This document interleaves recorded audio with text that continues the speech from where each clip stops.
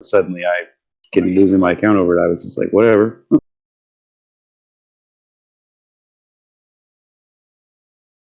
Going on, Dan? Guilt So by good. association. But I guess what had happened is somebody promoted me to a mod or something, and that's what got my account full. It wasn't that I was just in there; it was because I was a mod or something. What's up, Cookie? So, dude, What server are you talking about? Sorry, I Ken joined. Pandas got nuked this morning. oh yeah, we were talking about I that. was about to ask. I'm sorry. I was about to ask because I was looking for his server, and I didn't see it. You say he's got a new. What's the name of his new server? Same thing. I'll invite you. No idea. I'm sure he has a backup though. Let's see. What happened to it? Concave Boy got pissed and decided to challenge him. Yeah, I guess somebody said something about you know what, and that was his way to get back at whoever. I guess that's what we'll figure it out. God, it's ridiculous, dude. And they'll take down just somebody. Yep. As soon as somebody complains, that's what they'll do. They'll just pull it. Man, that's so mucked up, dude. We need to find out who does that and just shun anybody who does it to any other server. I don't even care. I think he said that we never did it. I mean, I wasn't over there, but I'm just saying. Sounds like Dan and them are going to figure it out. Brenda did a couple stunts like that, maybe not exactly like that, and she got kind of shunned by her own team, like a lot of her own team, and she quit doing that, as far as I know. You know, I guess enough people reason with her to let her know, you know, dude, you know, just because you don't agree with. Did you see her on Jaron's show? When? Not too long ago. But yeah, she's always in that show. I love that part. It pisses him off. Like, dude, Jaron keeps his cool.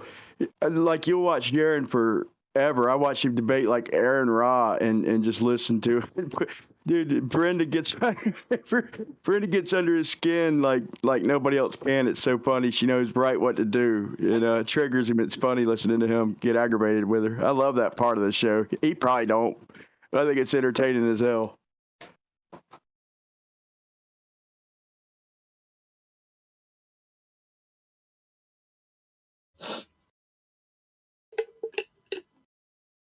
yeah, Brenda's one of those characters we have in Flat Earth.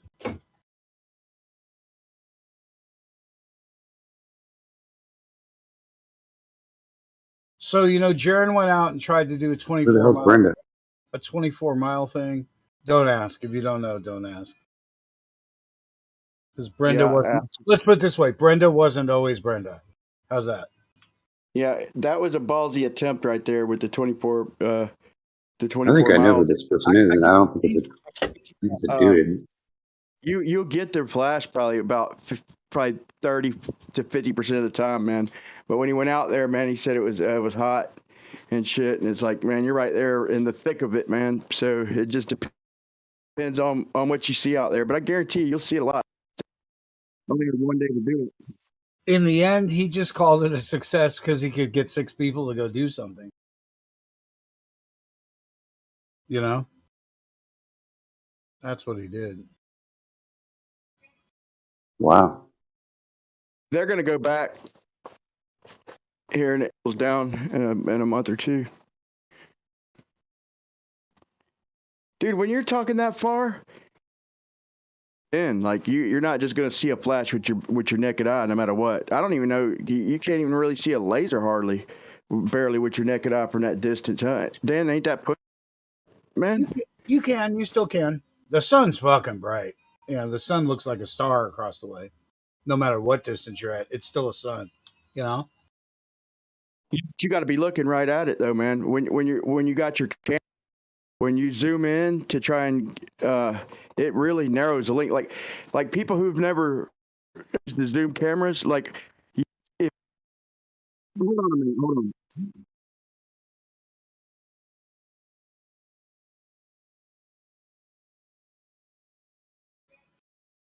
Yeah, super low angle.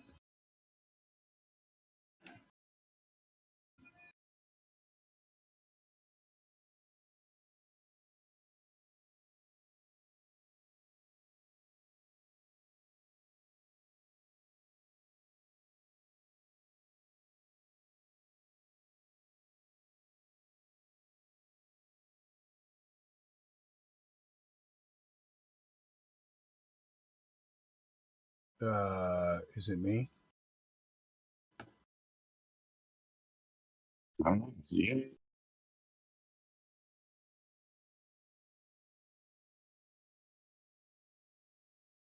Yeah, there's no reason to work that far anymore.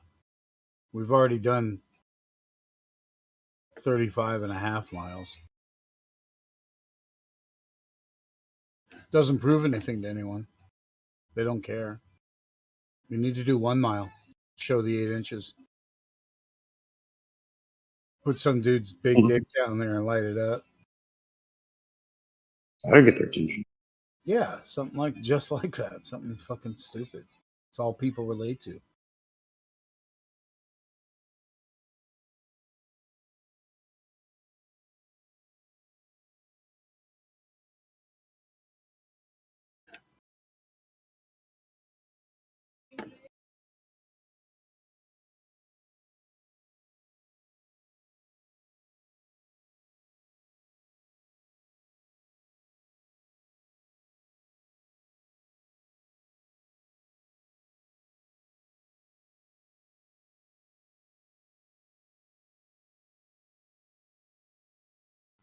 Hey, I got good news for you. I got kicked out of another server today. Oh, maybe I didn't. Maybe I just kicked out of the call.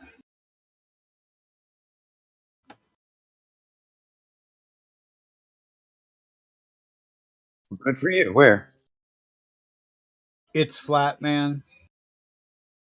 It looks like I only got kicked out of the That call. idiot. That guy's a dummy.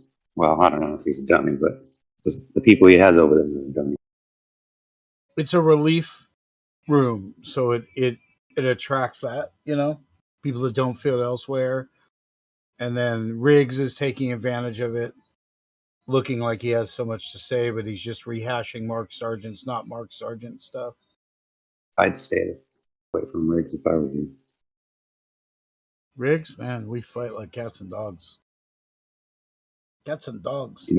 You know that he was bragging over there in the Flatman's thing last night about he was involved in taking down 24/7 1.0, right? Fucking douchebag. I don't know. I know he's calling me a Glober right now, so he doesn't have a lot of value. I hear you.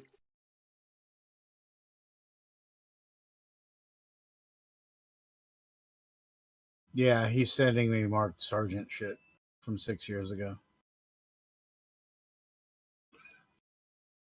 And now he's sending me pictures. I gotta show everyone this. This is too funny. Where is it? Back to here. That he thinks that supposedly Mark Sargent's really named Dennis Sluka, and Dennis Sluka's dead brother, Jeffrey Sluka, is Patricia Steer. That's what he's pushing today. And of course, he's provided photo evidence.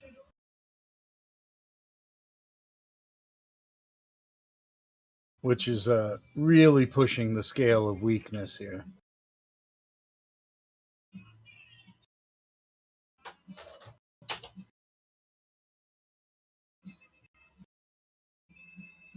No, I don't think it's her.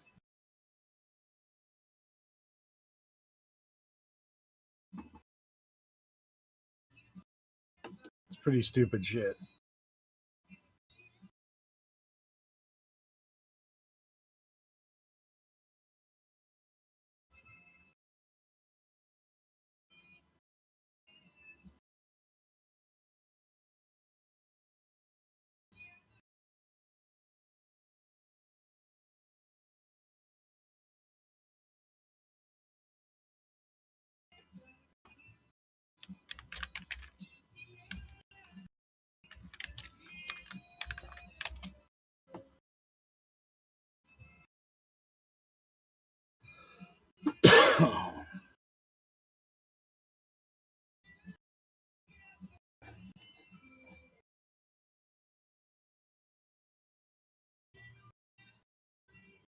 So I'm trying to find evidence that Amelia Earhart claimed the Earth was flat, because I heard it was out there, but I never heard she claimed it.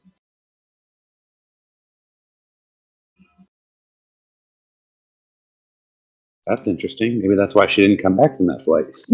Exactly. Her and Charles Lindbergh were private aviators, not connected to any countries, and exactly connected to any government. And they were both really wealthy and famous worldwide, like the most famous people in the world, kind of. They had power outside of government, I guess is what I'm trying to get at. Oh, here's the video I've been looking for. It says here, what's it say? It says, Amelia Earhart knew the Earth was flat, but I've never heard that before, so I doubt the shit out of this video. But I've never heard it either, but that doesn't mean it's true. it is what I was looking for, because I've been pushing it. Well, the thing is, I've been pushing it, so I'd be surprised if it were true, since it came from me.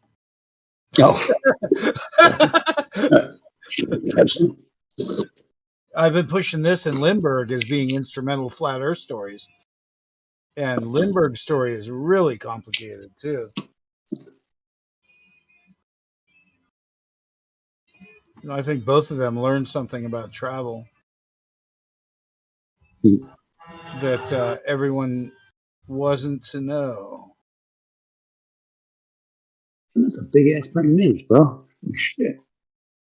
It's a big son of a bitch. Almost got bit by it. Sneaky little bastard. Look at there. Pregnant bitch, too. But then some people say that she is Lindbergh because they do look similar. And that she never disappeared, or she just became him. Some stupid shit like that.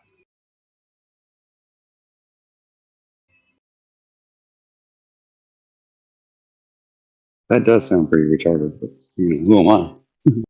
What do I know?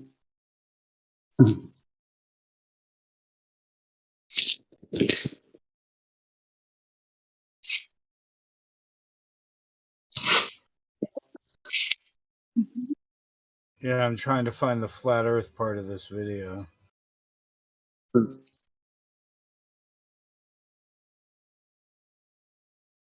There's an AE map, so that helps. Okay, here's the flat Earth part. The whole thing's kind of flat earthy.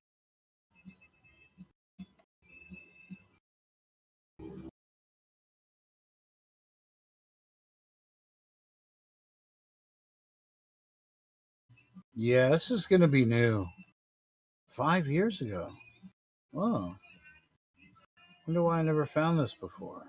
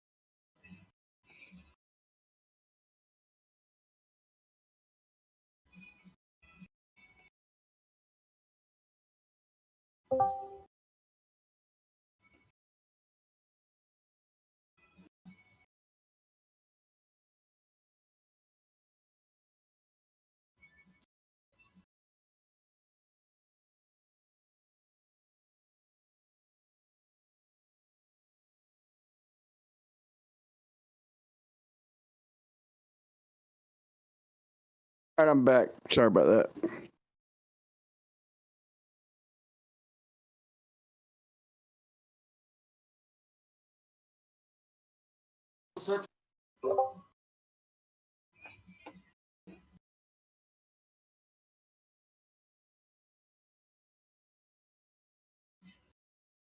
Say earlier is people who have never really used like a high zoom. Like if you zoom then far away, like so miles, you pan and you just keep panning,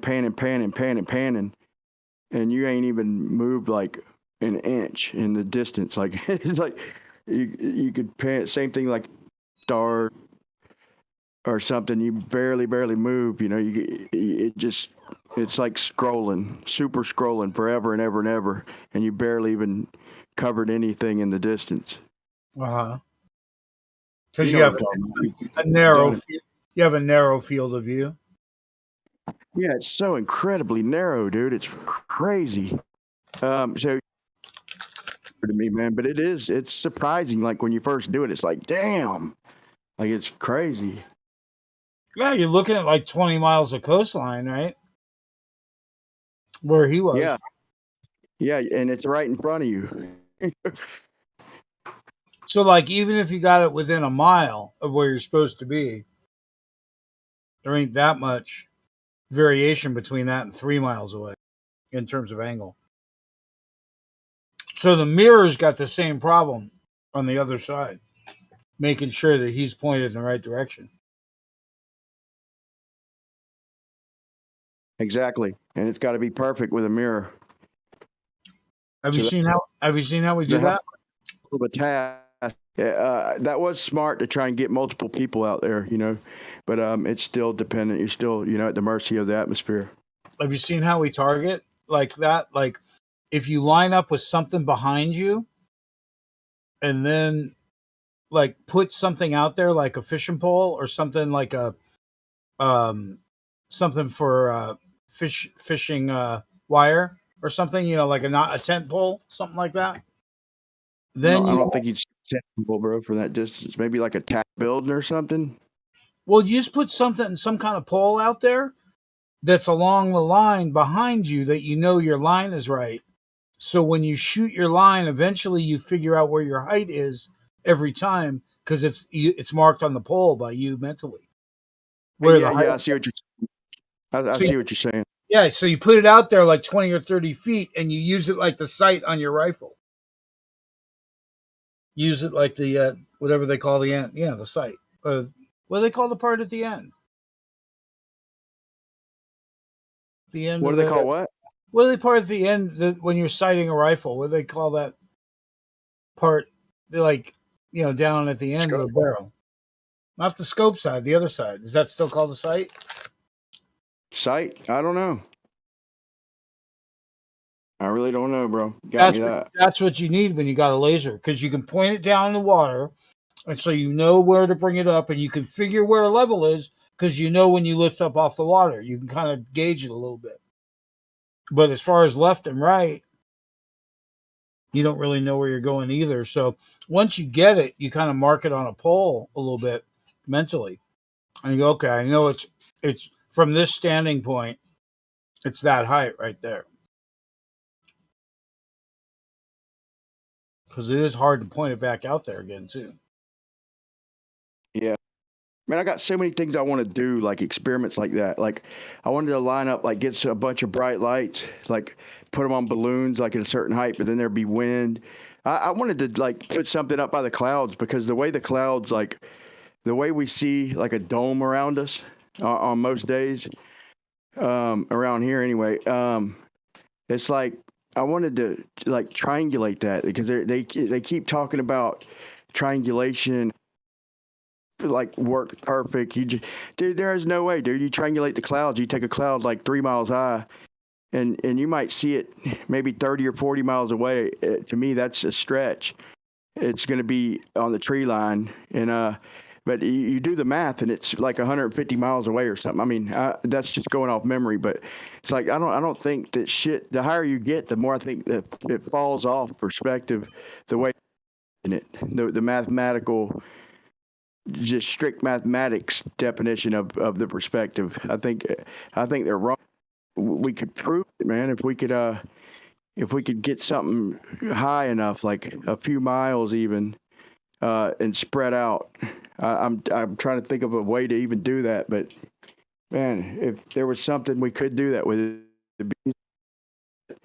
that shit ain't the way we see ain't following the perfect mathematical perspective that they're imagining.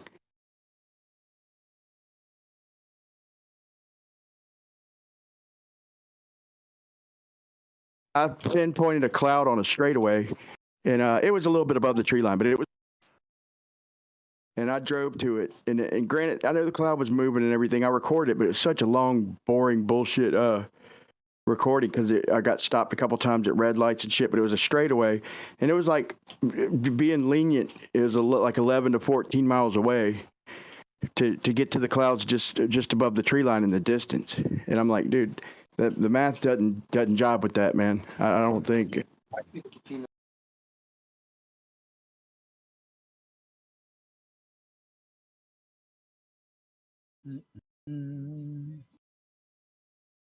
Yeah, we're pretty far behind. I'm gonna admit it.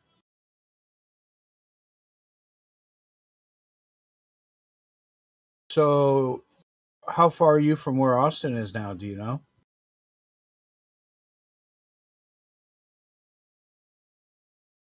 Say that again, Dan. I'm sorry. Didn't Austin move down to Florida? Isn't that where you're at? He's on the. I think he's on the Gulf Coast. I think he's on the other coast. I think. Uh-huh. I ain't talked. I really, to be honest with you, I haven't talked to him much since he moved over there. Uh-huh. Well, he hasn't been around here as much. I saw him yesterday. Oh no, today. Actually. He was here. I think he did a debate, like a live debate for modern day debates in Texas. I think he did the conference, and then off moving and all that. I think he's been pretty busy, man. So I'll let it.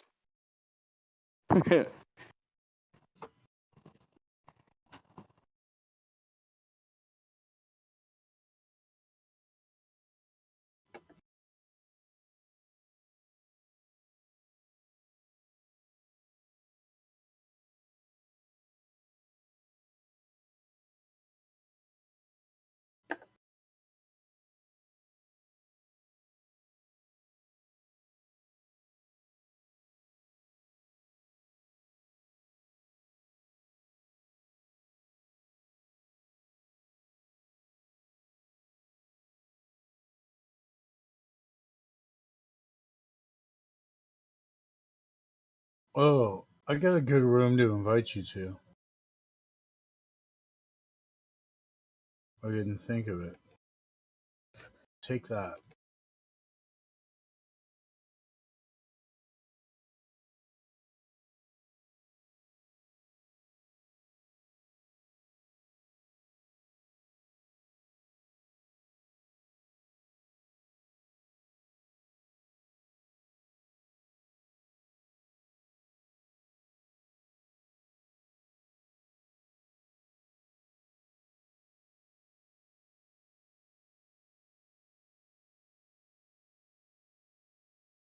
Check out.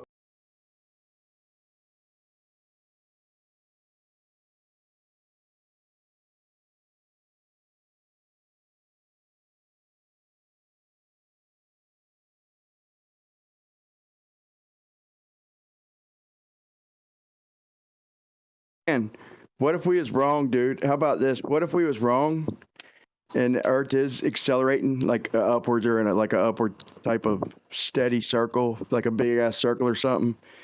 And that would explain like some of the heavenly rotations, and that would explain refraction. Like instead of thinking that the light's like starting off above us or some shit, the way Globers explain it. What if that shit's like predominantly inferior mirages because of the Earth's motion, man? You even give that any thought ever?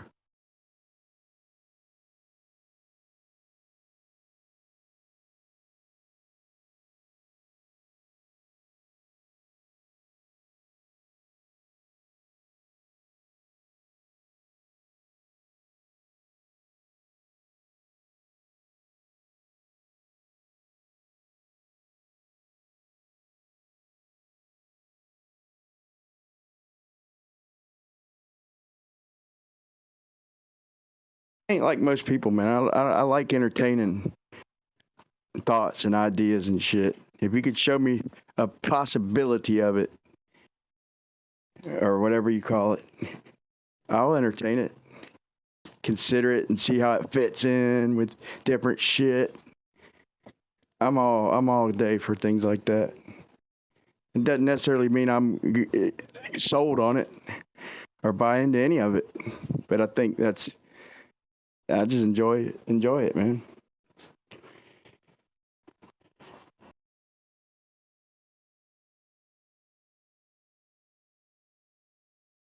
New to debunk.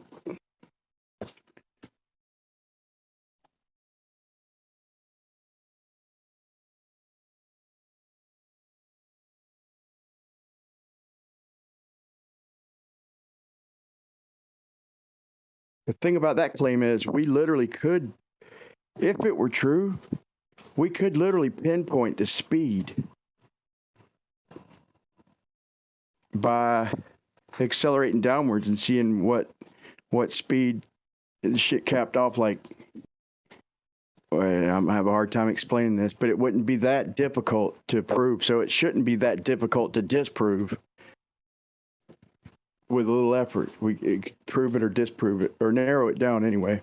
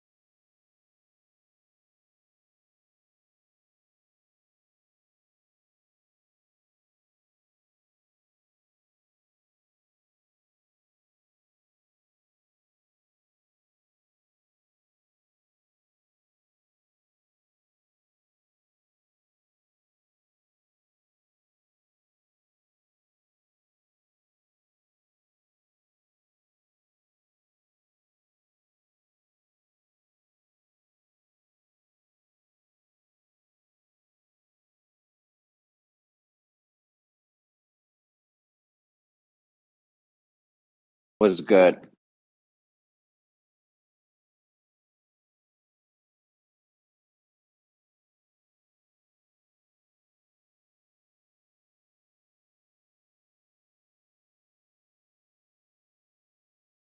Things good, I guess.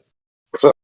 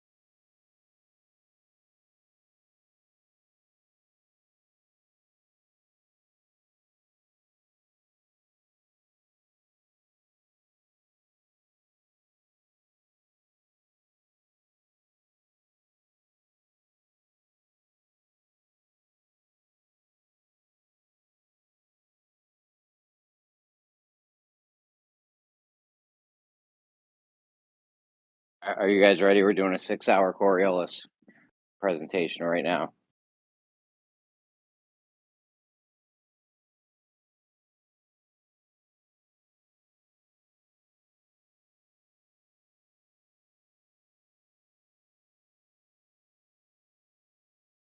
$6 of Coriolis. I'll be ready.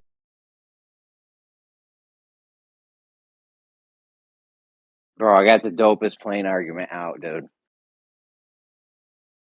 That leading target one, straight fired, bro. No one, you ain't never heard 6 nothing hours. good.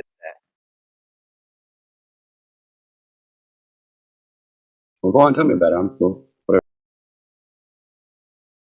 Like when you throw a ball off a merry-go-round, the ball actually goes straight.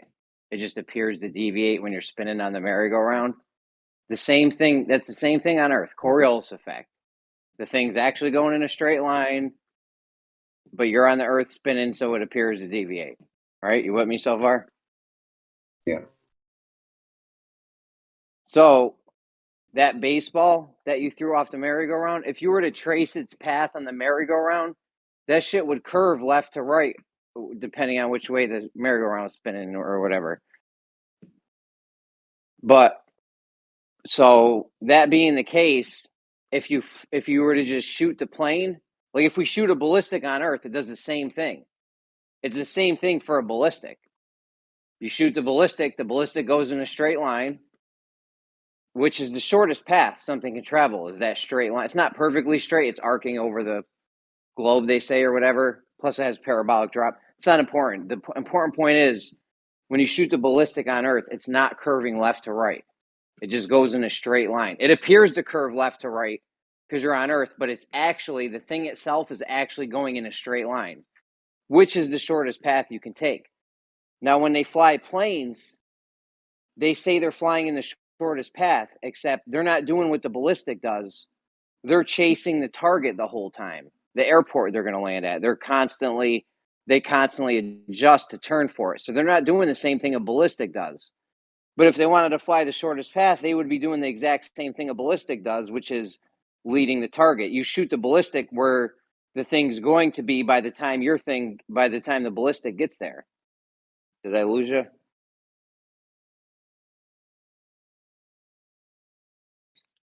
I gotta make like some diagrams and shit or Still here. something. Still listening. Still listening to you.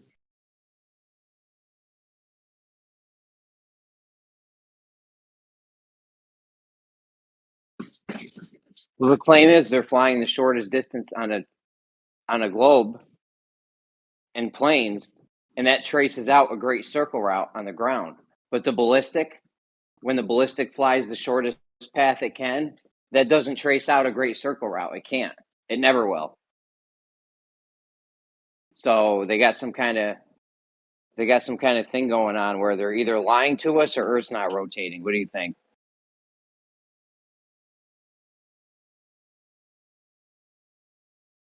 I'd say it's discounted.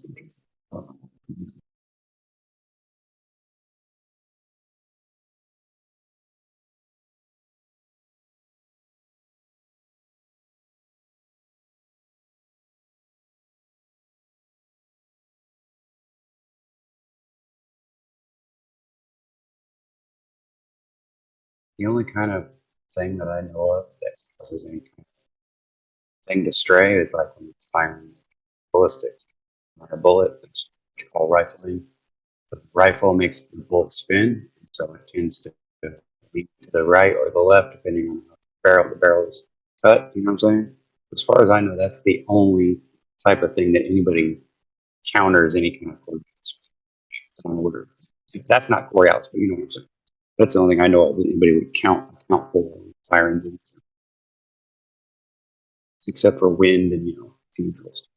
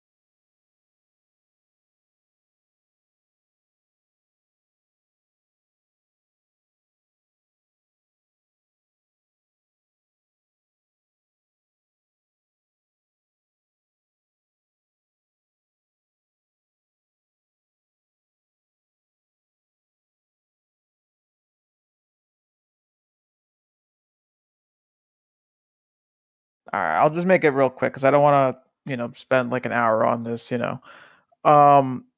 Yeah. So what are you saying exactly? Are you saying both like rotations, like the direction that opposite directions, whatever that they're moving in, or are you saying the center points of rotation? Because at least in my 3D model, I was able to show at least the opposite directions, both of them in the same shot. Not the center points though, but both rotations were visible.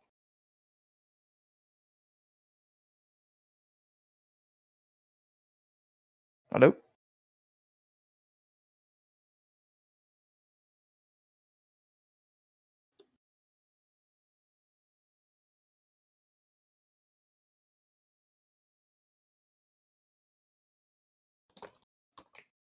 Yo, what's up, Arma? Yeah. Yeah. What's up? I was just trying to clarify. I just need some clarification. So when you say, what did you say here? You said, says how we could see the north and south rotation simultaneously from one spot on the globe. So are you referring to their center points of rotation, like seeing both center points, or seeing just the general direction of both rotations in one shot? Because my 3D model does show both of them like rotating in opposite directions. You just can't see their center points in the same shot.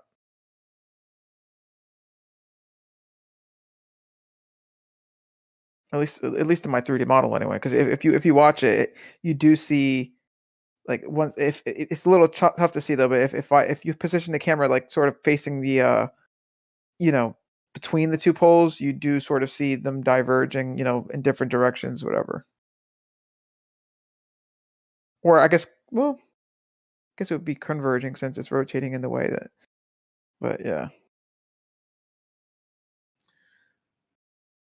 Well, no, I'm referring to when there's like when you see both of the rotations in the sky moving at like different angles to each other. That's the observation that doesn't fit with a globe. I don't think I've. So I'm not talking about seeing the centers. I'm not talking about seeing like the pole stars or whatever. That's not what I'm referring to. I'm referring to the multiple like cross directions. Here, I'll post an image that shows what I'm talking about.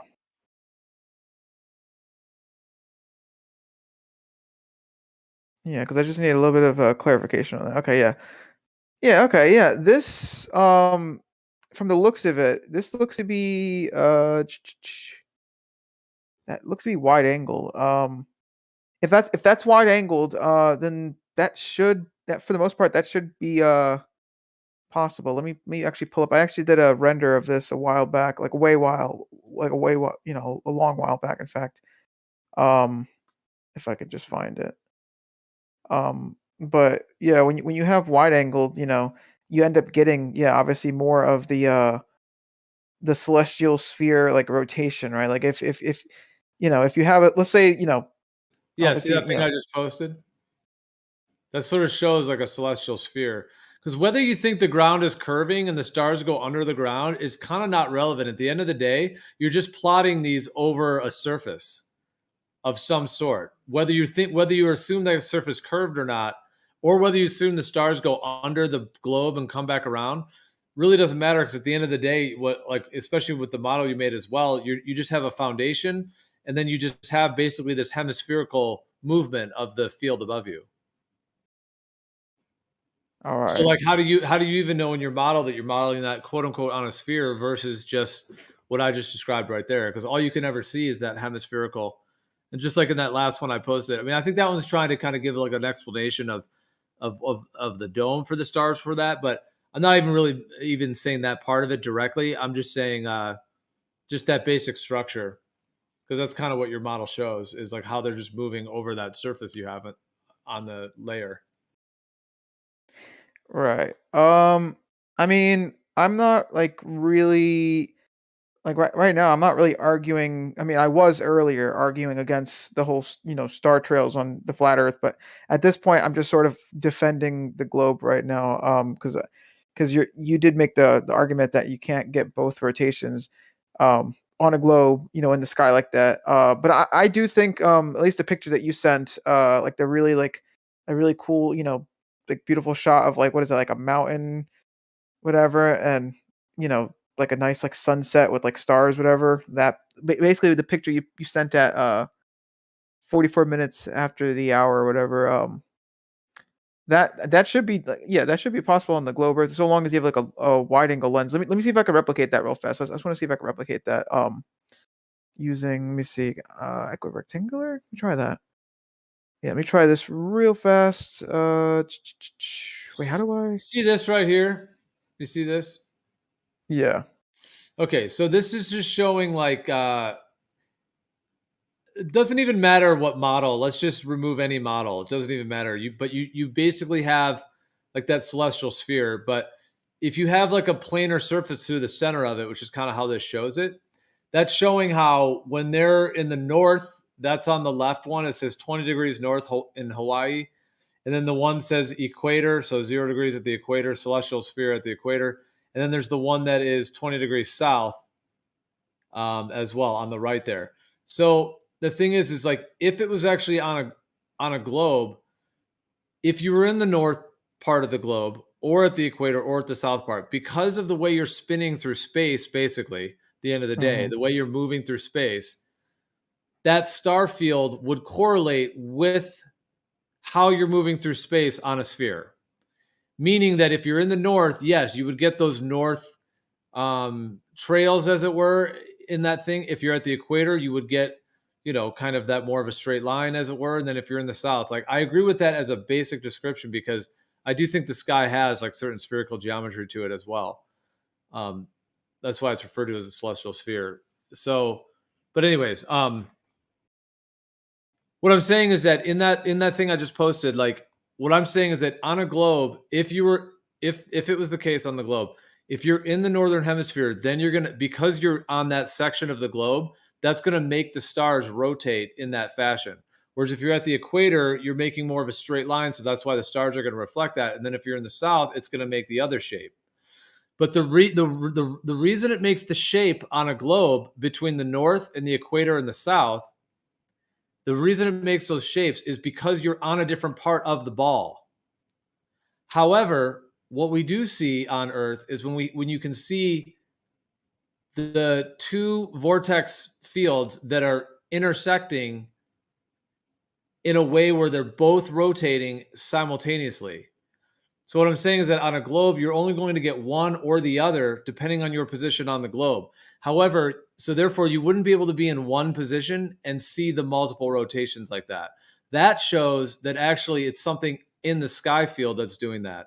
Like that rotation is actually something that is happening independent of us in the sky, because you can actually see both of them overlapping simultaneously, showing that we are in some way consistent, and we're just basically looking at the artwork in the sky that is moving that way in those patterns. All right. Let me just repost your picture real fast. So basically you're saying that, like, basically you're just saying this picture right here, then this shot here just could not work on a globe. Like just not possible. Like yeah, because I'm saying that the northern or the southern rotation would be due to actually being north of the equator or south of the equator. And you wouldn't see both the north and the south phenomenon on a globe simultaneously. Which, like I said, the only other conclusion is that it's just something that the sky itself is doing, and it's really independent from we just see it on Earth. But you don't think that could be done if it was like because I'm pretty sure that's a wide angled lens though. I mean, I think the whole point of this picture, well, okay, not the whole point, but the whole thing with this picture though is that it's wide angled though. So I mean, like if you had a wide angle lens where you could see, front and back essentially, or really close to that, right? Then it stands to reason that you would be able to see, one pole, or one thing of rotation and then the other thing of rotation, because you're now getting a larger field of view. Like let's just say let's say the wide angle lens is like 180 degrees, right, a field of view, right? That means you'd be able to see basically you'd be able to see from one center point of rotation all the way to behind you to the other center point of rotation. So you would see both of them in that scenario. I'm trying to model it right now in Blender, but they don't really have too many lens options in Blender, so I'm trying to get like a very similar shot So far, this is like the closest thing I've gotten. I'll print screen what I have. It's not the best. It's a little weird. But this is what I've got so far, though. Let me just print screen this. Here you go. It's not, like I said, it's not the best right now. I'm still trying to get it to like look more accurate, whatever, or more closer to what you have in your picture, though. But Yeah, that one I just posted too. See in the lower left. That's another shot of it as yeah, well. That one's a little bit less like kind of. The other one does look a little bit like kind of touched up or something. yeah. But there's a bunch of those. I just posted one as an example, but there's a lot of those. Yeah. And for sure, if that picture, right, if I was to see that with my naked eye, right, like, or with this like a small field of view, a camera with a small field of view, then I think I would agree with you. But I really I'm like 99% sure these images though are like wide angled though, so you are going to get a very like weird effect that looks like it wouldn't work on a globe, like for sure. If that was like right in front of us, if that image was right in front of us, right where like in the sky, whatever, then yeah, I don't think that would work. But I do think that's wide angle though. I'm just trying to emulate it right now in Blender to a because it's let me see. Well, but we do observe from one look. That's what I'm saying. So it is a phenomenon that from one position on Earth, it's most noticeable. Like let's say you're at maybe 10 degrees north or 20 degrees south, maybe 15, but where you can basically, where you're kind of near the equator, but you are actually on one side of it, to where you're going to be able to see the north and the quote unquote northern and southern vortexes that are like gears of a machine. And when you're in range to be able to see them both, but you're not quite at the equator, then you basically see two of them. And so, yeah, like on a globe, what I'm saying is that the way the sky looks is related to what your position is on that globe. Because remember, the stars are supposed to be just way out there. They're just light years. They're in a celestial sphere. They're way out, in space or whatever. So from that idea with the globe model, then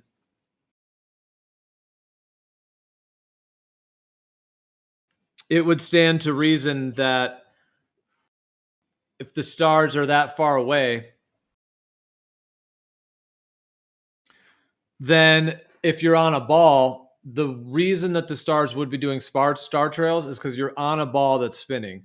And depending on your latitude or your longitude in relation to the equator, the amount at which you're spinning around in space essentially is going to denote why you're going to get those star trails, on the globe type concept of it. So again, Right. like you would get them in the north if you're in the north, you'd get them at the equator if you're at the equator, and you get them in the south if you're at the south. But we see the north, the equator, and the south all simultaneously rotating. That's the observation I'm saying cannot happen if you're on a spinning sphere. That's the one part of it. There's other parts that do of this whole thing that do fit with the globe model, but I'm saying this particular of it does not, and that's where it's like the truth is in the details. Hold on, let me see something. I'm gonna try to rotate this real fast. Yeah, all right. I mean, maybe I might have to like give me 1 second. I might have to look into whatever. How do I rotate this real fast? I'm trying to rotate. Okay, Yeah, I mean, we can just agree to agree. I'm just kidding. Let me see that. I thought that'd be funny instead of agree to disagree, just to say agree to agree. Yeah. Yeah, I don't know. I mean, this. Okay, here we go. I'll just show you my results. Whatever. I mean, I'll look more into it. Obviously. I see what you got going there. Yeah, that does almost have kind of two of them. Yeah, it almost does. And what is this? Yeah, I mean, because you're dealing with a pixeled environment, and if you've got spherical geometry, then it's going to be making these kind of patterns. Trying to see if I can get. Yeah, I'm trying to get like really close to what you have in those images here. I guess let me see. How do I?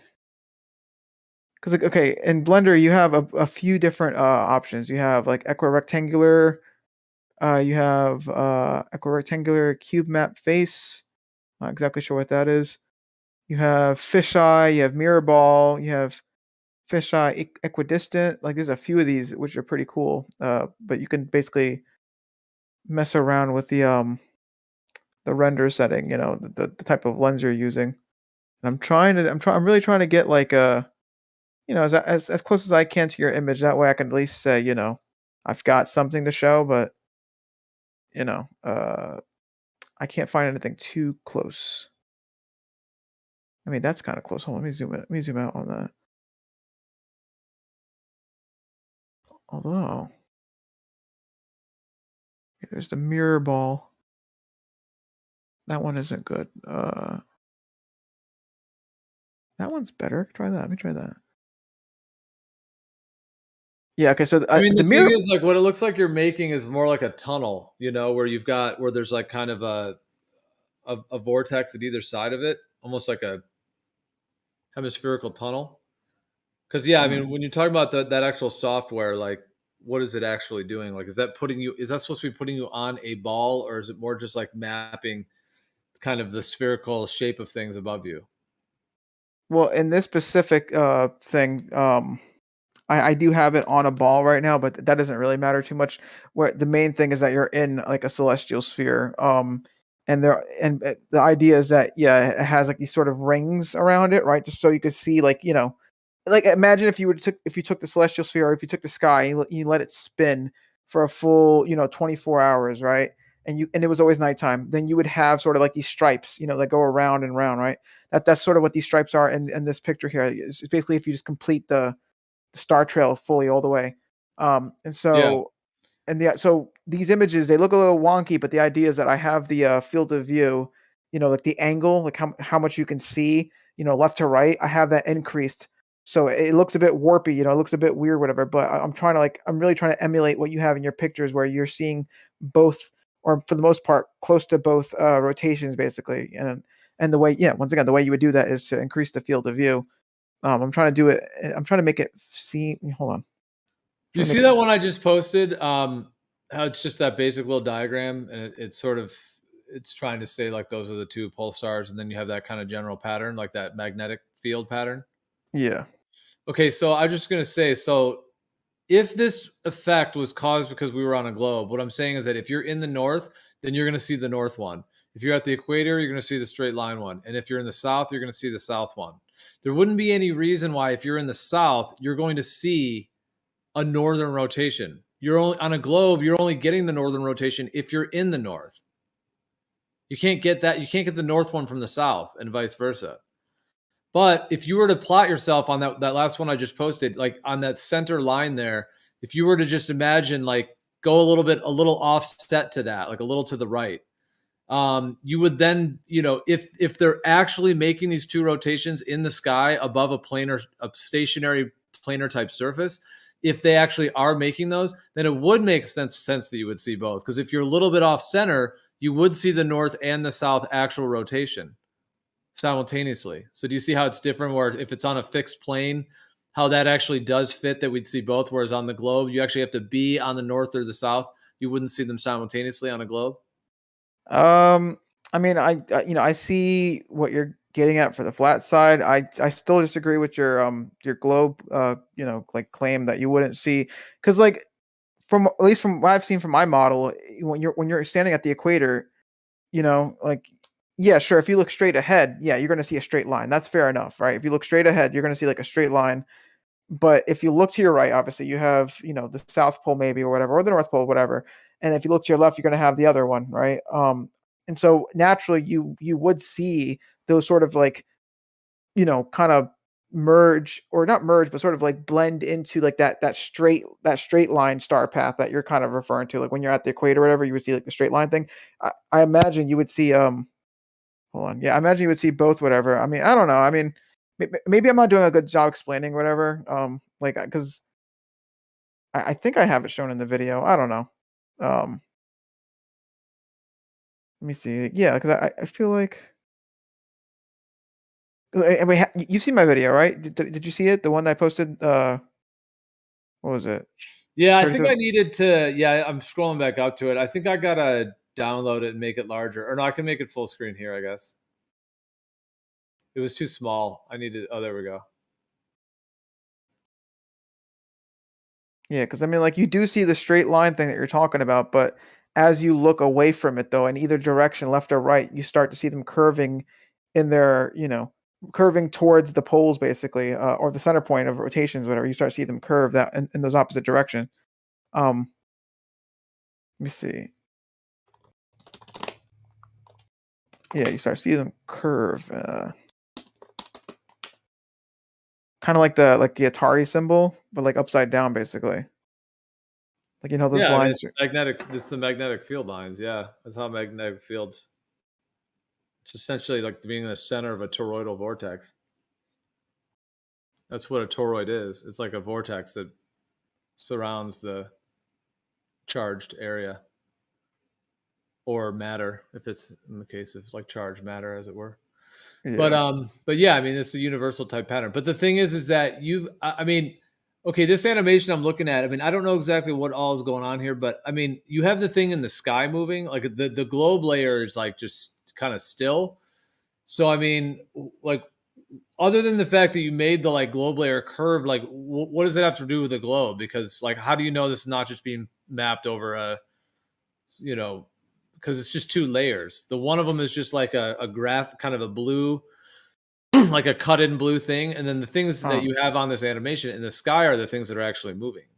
Well, see, funny you should say that though. It looks like the sky is moving, but in my model, I actually have the Earth or the blue thing actually rotating. I just have the camera on that thing, so as the Earth rotates, it appears that the sky is moving, relative to it. So it does appear that way. I could have modeled it either way, where the sky was rotating or the Earth was rotating. It would appear the same, since it's all sort of like a relative thing. Yeah, because I mean, that even like on Stellarium, you can do the azimuthal group, the azimuthal grid, or the equatorial grid. And Yeah. so, yeah, I mean, it'll map it over like a kind of assumed globe with the stars going under the ball, or it'll just map it as like a hemisphere above you. So I'm just saying, with what you've done here, how have you isolated between just sort of a hemisphere above you versus the idea of what this would be if you were on a ball? And I would say the ratios on this would probably be way off, because I don't think you could like see the entire north and south like this. But anyways, yeah, I'm just watching it on repeat. I guess it just keeps going. Yeah. I mean, I don't think the scale doesn't matter too much. Like to some extent it does, right? Like obviously, like the way I have the scale here is that you could see I'm going to share it on the live stream. I'm going to share it for the live stream real quick. Okay. Just keep going though. I was just saying, while you're describing it, I'm scrolling up, and then I'm just gonna. Yeah. So the scale doesn't matter too much. Like obviously it does matter for when it comes to seeing both of the center points like clearly visible, right? Because like, okay, in theory, if you had, let's say, I don't know, like let's say the Earth, let's say the Earth was round, and let's say it was like, so large that the horizon came up to exactly eye level, right? And then let's say we had, obviously the celestial sphere still around, the Earth, whatever, right? Both poles mathematically should come up exactly at the horizon, both ends. Like if you're at the equator, right, you should see the the north point of rotation, the center point of rotation for the north stars, right? You just see that exactly on the horizon, and then if you look obviously 180 degrees from that, you'd see the southern point of rotation exactly on the horizon, right? Now in my model here, I don't have the person too close to the surface, right? So what you end up seeing is the center points of rotation are actually above the horizon, right? So obviously, that's a little bit off from reality. But even then, even if I was to get this more to scale, I don't think it changes the fact though that you would still have these poles 180 degrees apart. So long as the camera that I'm using in this simulation, right? So long as that camera's field of view was large enough, I would still get those lines curving in a different direction, because at that point I'm just my angle is just wide enough to really see both of them at the same time, so that's like the only thing that's really affected by the scale. I don't know if that made a ton of sense. I kind of went on a few points. But let me go back to my animation and see what I did. Yeah, like because you could see like I know in the beginning I have it like I have the stars sort of like it's sort of like stars, but also kind of like stripes, just so you can kind of see like the more obvious like of like what do you call it, like trail effect kind of. Um, and then like I actually made them fully stars, and then later on I make them like fully stripes almost. I think right. Yeah, more or less I make them like fully stripes. And then I have like I think around like 42 seconds. I have like the camera literally centered at like like the what are they called? The shoot, I actually forgot the word. Give me a second. The equator. I guess like the the equator stars, right? Like the ones that are like The above celestial equator. the celestial equator. Embarrassing. Thank you. Yeah, I have basically the camera facing like basically the celestial equator, I guess.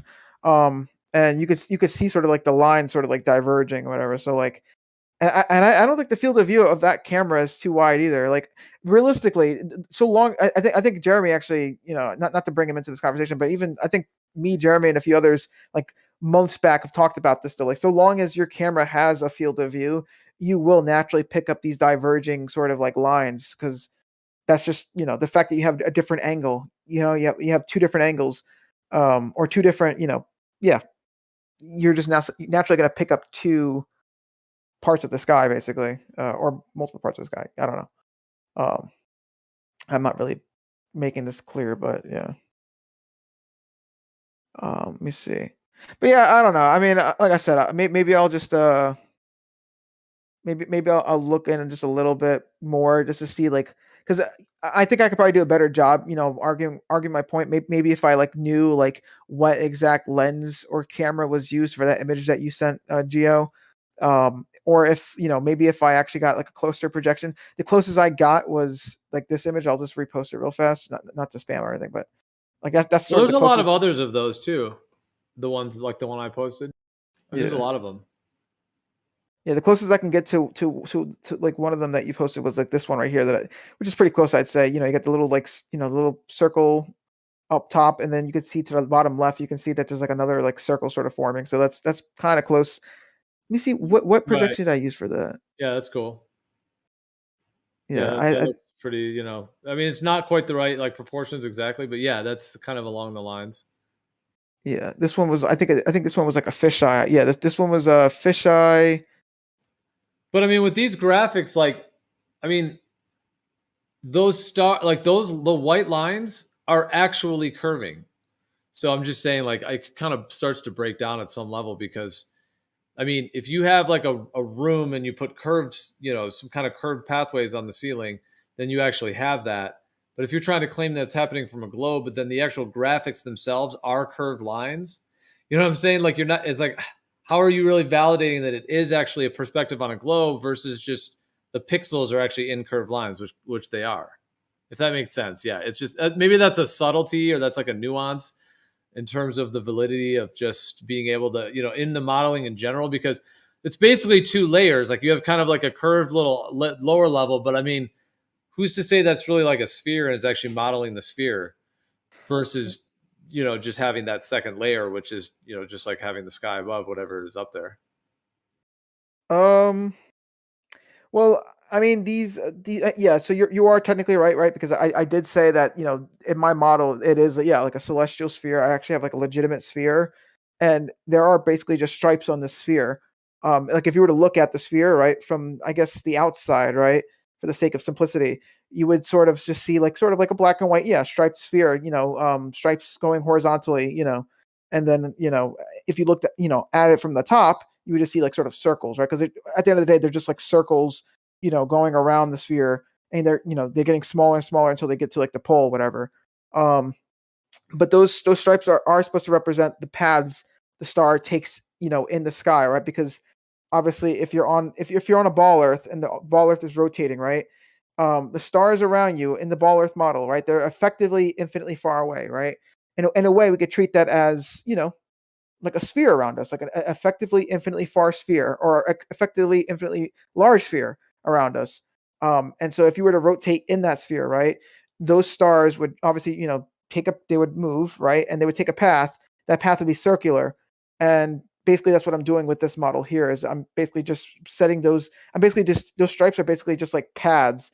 It's like a physical, almost like a physical version of that path basically. So I think my model is technically safe in terms of like, like what it's showing, because at the end of the day, it's just, it's just showing like what if, uh, yeah, the star trails, like, because that's what the star trails are too. They're just like it's just a trail, it's a trail of the stars. It's basically just showing us the path the star is taking in the sky, whatever. So I don't think I'm, doing anything too tricky with this. Like I don't think there's any like jumps, any any like what's the word, wizardry, like any like no what's the word I'm really looking for? Hold on. Basically, there's no like BS. I'm not like trying to trick you or anything. You know what I'm saying? But yeah, at least I don't think so. Maybe I didn't explain that correctly, but yeah, I don't know. Maybe I should do like a video on this, like a more in depth video, because right now I just kind of want to get in and get out. I'm like I'll do like 5 more minutes of this. Let me see. Yeah, dude, that's all good. Yeah, I mean, yeah, it's cool that you're doing that. I guess what I would say is this, like, so if you have if you're on a stationary type surface and you have those actual paths of the stars, whatever they are doing, that they're actually moving above us, then you can get these this kind of like dual vortex effect, which, like I've even mentioned, if you like drag a paddle through water, you get like those clockwise and counterclockwise rotations of vortexes on either side of the paddle. Just take like a spoon or like a paddle and just drag it through water. Right. Yeah. So that's like a universal type structure. So the fact that we see that in the sky just makes sense in terms of like nature. I mean, if you can just drag a paddle through water or anything through water, or even your hand through water, and you can see those vortexes right behind your hand, like forming. You can even like feel them. Like, have you done that? You put your hand through water and like feel those vortexes. Yeah. Yeah. So anyway, I mean, the fact that that's occurring, and then, like I said, though, the thing that's different is that if you're on an actual globe that is spinning within a huge star field, then the actual reason that the star's patterns are curving, as it were, in your view, is because you're at a particular latitude. You're either at 10 degrees north or 20 degrees north or 40, whatever it is. And because you're on that part of the sphere, if you were to imagine like a third person perspective, if you could like have a camera that's zoomed out of someone on the globe from like above, you would just see them at like 25 degrees latitude, like woo, just like going around and around. And because they're at that latitude, that's going to make the star field sort of have a little formation because of that, because you're on an actual sphere at that latitude. And then, like I was saying, if you go to the equator, if you go to the south, and so the main difference is what I'm saying is that over a planar surface, you would be able to see the north and the south rotation simultaneously.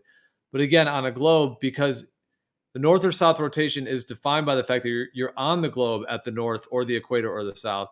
So because you're on the spinning object. Whereas if we're fixed, then it's different, because if we're fixed in the sky, then whatever's just in the sky is just in the sky. It can be moving in any pattern it wants to, I suppose. At the end of the day, it just is the sky. But with the globe, because you're on the actual globe, that's what's actually necessitating the star rotation. And so that's why you wouldn't be able to see the southern ones when you're physically in the north. Okay. Because it has to do with the position you are on the actual sphere. The models you've made, honestly, I would. Okay, I know I said a lot there, but I mean, it would be hard to decipher whether those actually are modeled that being on a sphere, or whether those are just two layers and essentially the same as if they're on a planar surface above a fixed. It would be the same type of mapping. So that would be my kind of quick thought on that too. I mean, I could, so you don't think I'm, what's the word? Any trickery involved? Like, I mean, I could, what's the word? Like reveal, like what's going on in the, the background. Like I'm not, I literally have a sphere. I have a really, really huge sphere called the celestial sphere. I named them, like I literally have 2 spheres, just the Earth, and then I have the celestial sphere, and then I'm literally just rotating the Earth. And I mean, like I could. In fact, I'm pretty sure. Did I not show that in the video? Or let me see something. I could have sworn I posted that, right? Did I not post that? Let me see. Oh, I didn't. Wow. Okay. It's interesting. All right. Well, yeah. Whatever. Give me a second. I'll just record it real fast. 'Cause I probably should have done that. In fact, I was going to do that, but I guess I forgot to do that though. But Well, I guess I'm just saying with that, like, I mean, in order to decipher this difference, we would need to, like, here's a way that it could be done physically. There's ways to do it physically, like even on a budget. Like, let's say you have take a room and maybe put a bunch of Christmas lights all on the walls and the ceiling. So yeah. you have kind of a celestial sphere, or maybe if you could make it spherical, it'd be good too. Like, but anyways, like have some kind of celestial sphere of like lights. Maybe take a little basketball or something, put a GoPro on it, and get Mhm. get to spinning. Get to spinning. So yeah, and like you could plant a GoPro on the north hemisphere of the sphere. You could then plant one on the southern hemisphere of the sphere, and then you could plant one at the equator and track how that star field moves and how that changes it, and then ultimately see if you could get that dual rotation that we see, where you have those like two sort of vortices that are like juxtaposed to each other, and you're kind of seeing them at that like angle, from usually, like I said, it's either a little north of the equator or a little south of the equator is usually when those shots are taken, because you can get that overlap. But anyway, so But yeah, if you could then replicate it, if someone could replicate that physically, then at least that would validate that it could happen on a sphere like that. That would at least give you some validation but for what what's you're saying. wrong?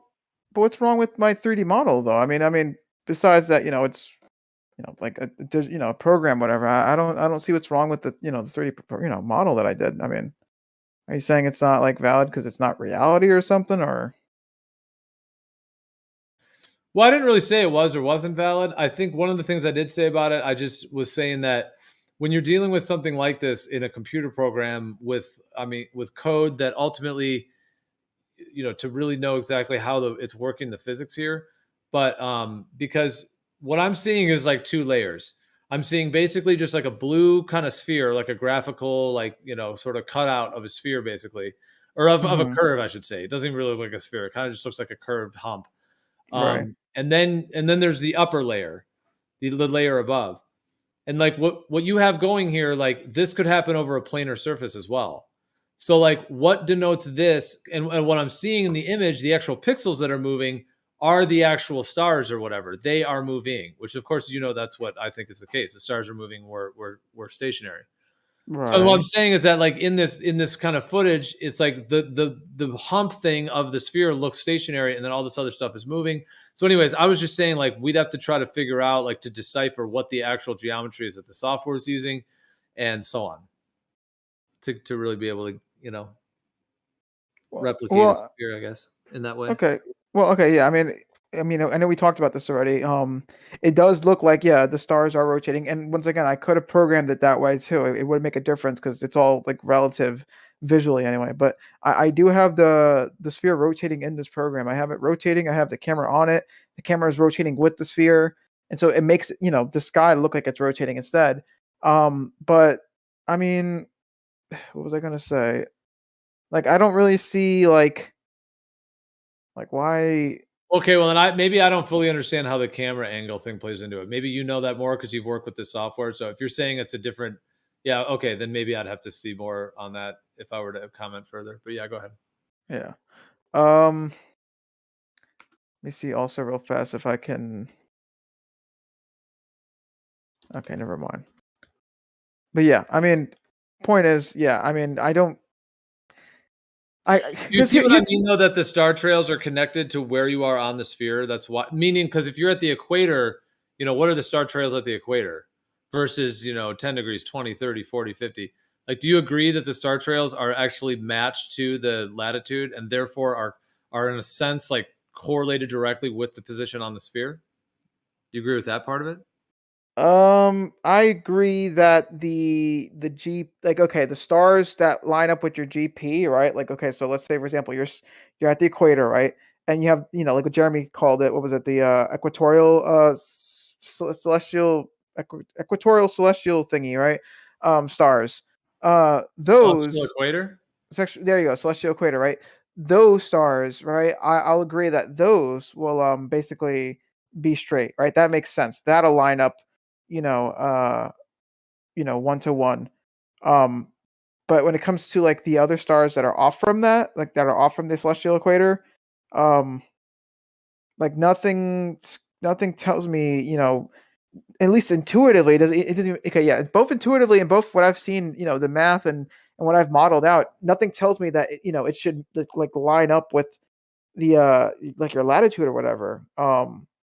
Because at the end of the day, the idea is that if you're on a rotating sphere, right, and the celestial sphere that you're in is effectively infinitely large, right, then for all intents and purposes you can actually treat the celestial sphere as the thing that's rotating, right? And that means if you're treating the celestial sphere as the thing that's rotating, right, you could actually, you could also think about it this way: take the Earth out of the equation, pretend there's no Earth beneath your feet. Now suddenly you have the whole celestial sphere rotating around you, right? And it doesn't matter what latitude or longitude, okay, latitude, let's go with latitude, right? Doesn't matter what latitude you're on, right? You'll see the stars, rotate the way, the way they, they're going to rotate. All that matters is your orientation within that celestial sphere, right? And it just so happens that when you're on a sphere, when you're traversing the surface of a sphere, you're changing orientation, obviously, right? Because if you're going from the North Pole to the equator, that's 90 degrees, right? You're now facing, horizontally now instead of standing, straight up. That's what basically makes the celestial sphere, appear to be rotating in a different direction, because you're just oriented differently in that celestial sphere. And so that's why I disagree with, your latitude determining, the like how like the star trails are like, oriented or something. I mean, they are oriented differently because of your latitude, but I feel like you're making it seem like because of that you won't be able to see, like the rotation, like the different like, pole, like I don't know. I feel like maybe I'm getting that wrong, but you're making it seem like you wouldn't see the rest of the sky the way you should. And I just disagree with that. I don't know. Like, yeah. Yeah, I mean, like ultimately, I do think that the sky does have certain like spherical geometric components to it because of the way that we see in a hemispherical kind of region, and all of the components of like within geometry, like planes and spheres and how that all works. I don't think there's stars going under the Earth. I don't think it's a sphere in that way that goes all the way around. But in Okay. terms of the geometry of it and how we see it, so if you have that, like in a globe type of idea, it does fit in, in at least in a general way in terms of the idea of the North and the South, the way that kind of fits, in the general idea. So that part of it, I think, is more or less an okay explanation on a globe. But when you get to this one where you can see both of the rotations simultaneously, when you can see the North and the South rotations when you're in the North, that's where it's just a big red X for the globe.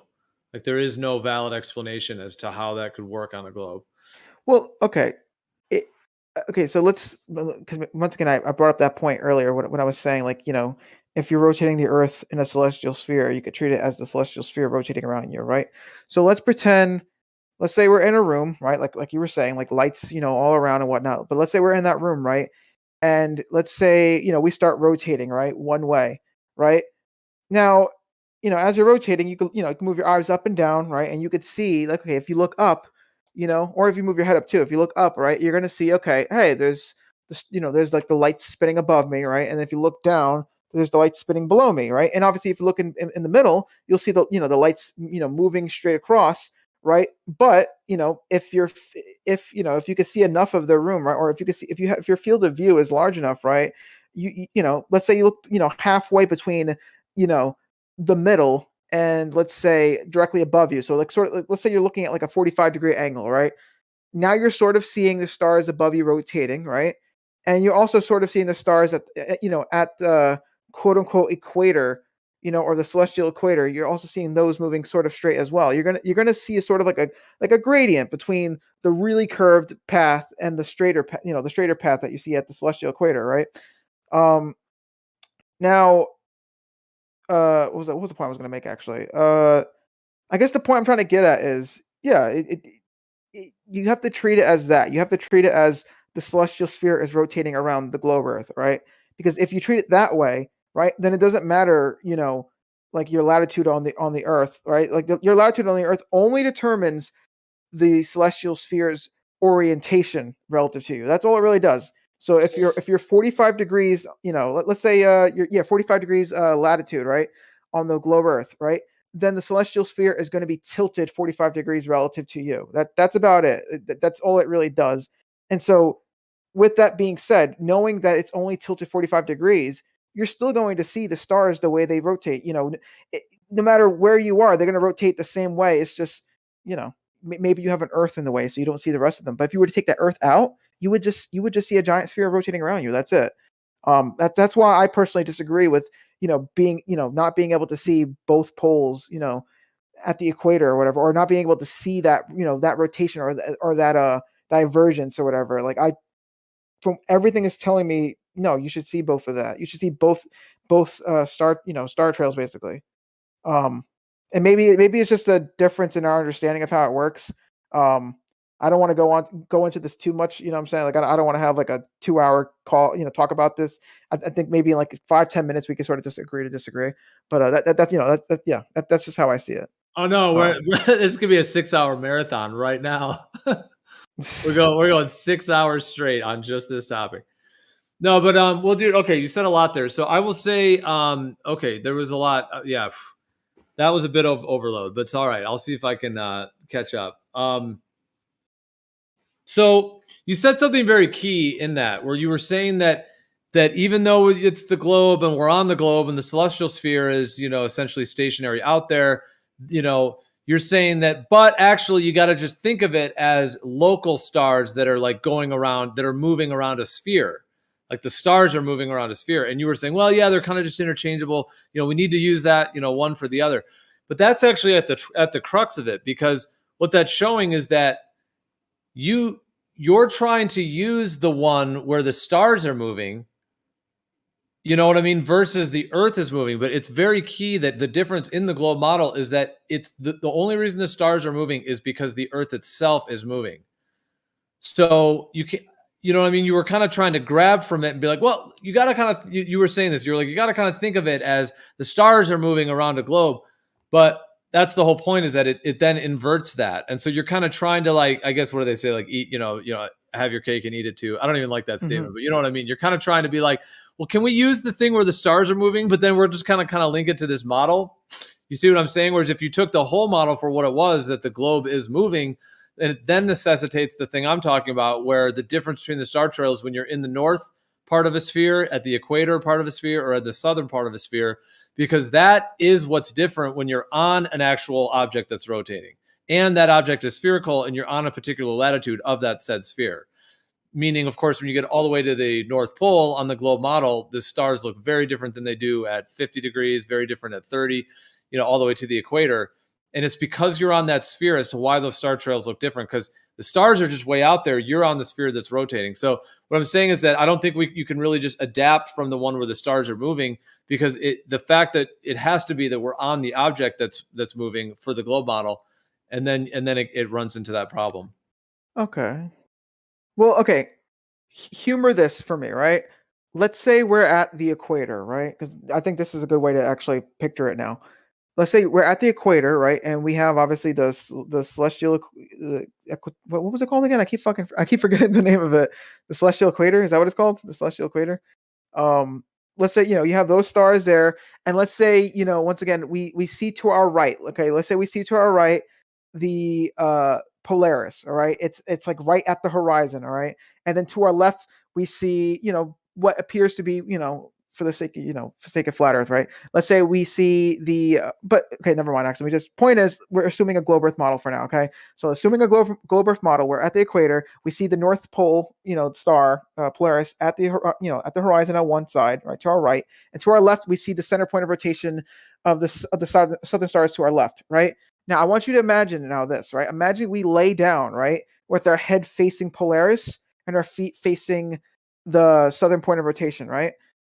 To us, right, when we're laying down and we go to look up, it'll almost appear, right, that we're at the North Pole where the stars are sort of just rotating above us, right? Because we're laying down, and if I look above me, right? If I look, and by look above me, I just mean like looking up, right? Like while I'm laying down, I'm gonna see Polaris right above me, right? And so if you were to take the Earth out of that, if you just took the Earth right beneath you, you would see what you would basically see at the North Pole. You would see these stars going around you, all right?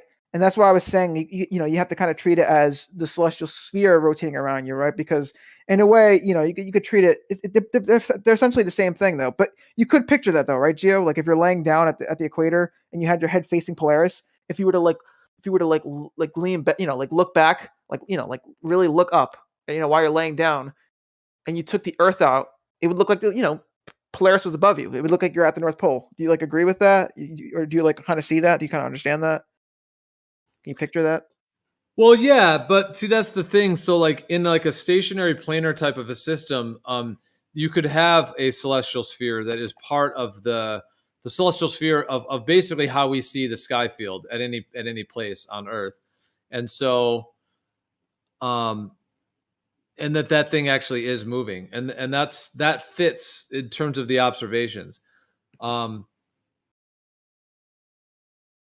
What was I going to say to that though? What was the other point you were like? Oh, and how that angle changes. Yeah. So as you move, you just for the visual again, I'm just going to post that. This one one more time. Okay. So if you imagine the little centers of those spheres are little planes, like a planar surface, like let's say like you are here, like you're in the middle of it. And let's say that little circular plane, like that's kind of how far you can see, 3 miles, 10 miles, whatever. That's what you can see. And then seeing the sky. Like that sphere looks like the sphere around those things, those planar things, is like tilted, in the north, south, and at the equator, obviously it's like level. So it's like tilted. And then that's connected to like the Tropic of Cancer, Tropic of Capricorn, and the seasons and all that. So yeah, so what you're saying, I would agree with that. Because you kept saying you have to think of it that the celestial sphere is tilted, and so if that's in a sense what you mean, or if that's kind of correlated, then yeah, I mean that thing is tilted in terms of. So yeah, if you were in that one on the right, well, whatever, the one on the left, let's say, fine, the one in Hawaii on the left, and you're laying down there, and then you look up, like like I think that the vibe I was saying, and then yeah, you would see Polaris at the top, and it would kind of look like you're at the North Pole in a sense. Yeah. Yeah. That's what I was saying. Like, I don't personally like. That's why I don't get like the argument where if you're at the equator, or if you're at a certain latitude, like things like you wouldn't see the the southern stars or something like that, because the way I see it is that you could take the Earth out of the picture, right? The celestial sphere is always there. It's just it's oriented differently depending on your location on the Earth. So if you're at the equator, the way the stars look like in the North Pole, they're still there. You just have to orient yourself to the north and south, basically, as if you're sort of like parallel with the Earth in a way. You know what I'm saying? You have to sort of orient yourself as if you were standing on top of the North Pole, but you're laying down on the equator instead. And so that's really the reason why the stars appear differently is because you're just oriented in a different way. And if you were to orient yourself in the proper way, right, like laying down at the equator, it would appear as though you're at the North Pole, just with the Earth in the way, though.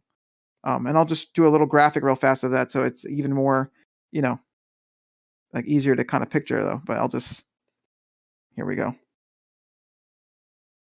So here we go. Here's my first picture. I'm gonna just real fast send this. So here's once again what I was talking about.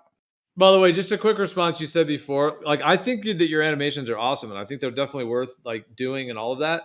But when I mentioned before about doing it in the physical world, like tangibly, like create, having like a basketball or some kind of a beach ball or something, put a camera at it, at different angles on different parts of the sphere, and then put it in the center of maybe a room. You have a bunch of lights or Christmas lights or some kind of, something that represents the stars, and then be able to see if you can actually get the effect that I'm talking about. Like, isn't it fair that one would want to see that actually physically demonstrated if it's being claimed? Well, I mean, I find it a little bit like, I don't know. I feel like it's sort of like double. Like I'm not trying to be like, look, I'm not trying to be rude or anything. I just find it like sort of like a double standard where I can explain something, but unless I have an actual physical demonstration, it's not really like considered.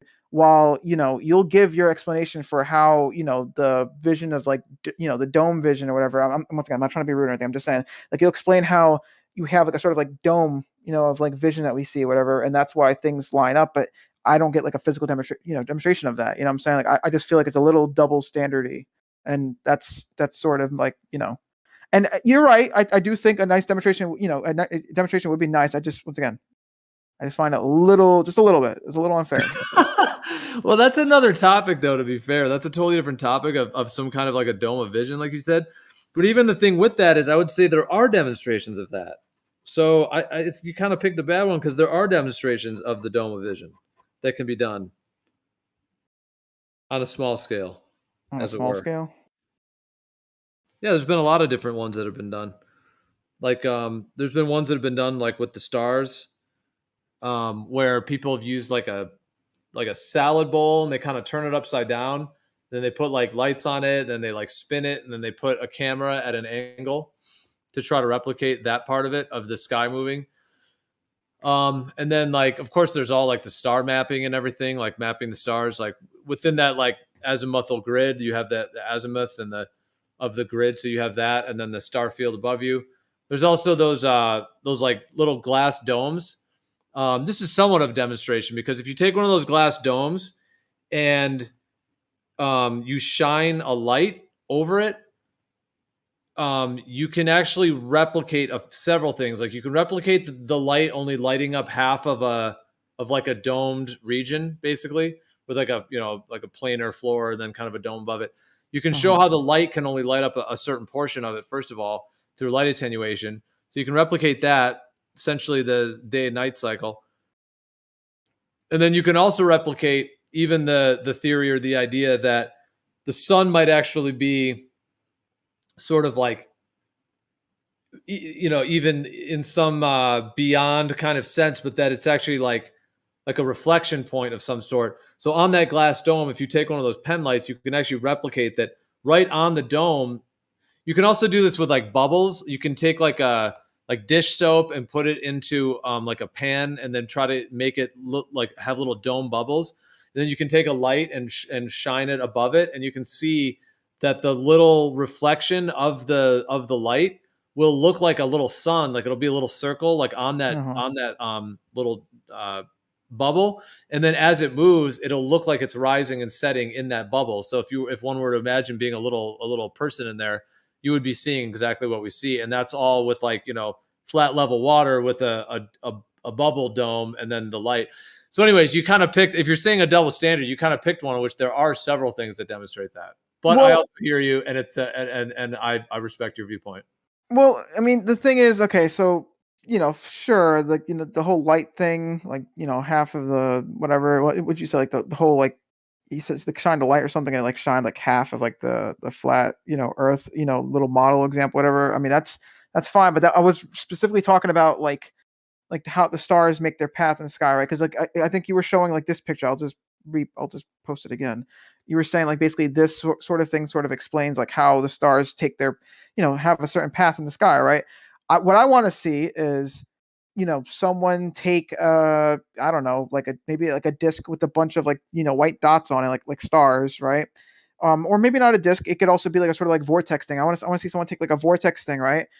Put that above, right? Like a camera or something, right? And then I want to see someone move the camera, right?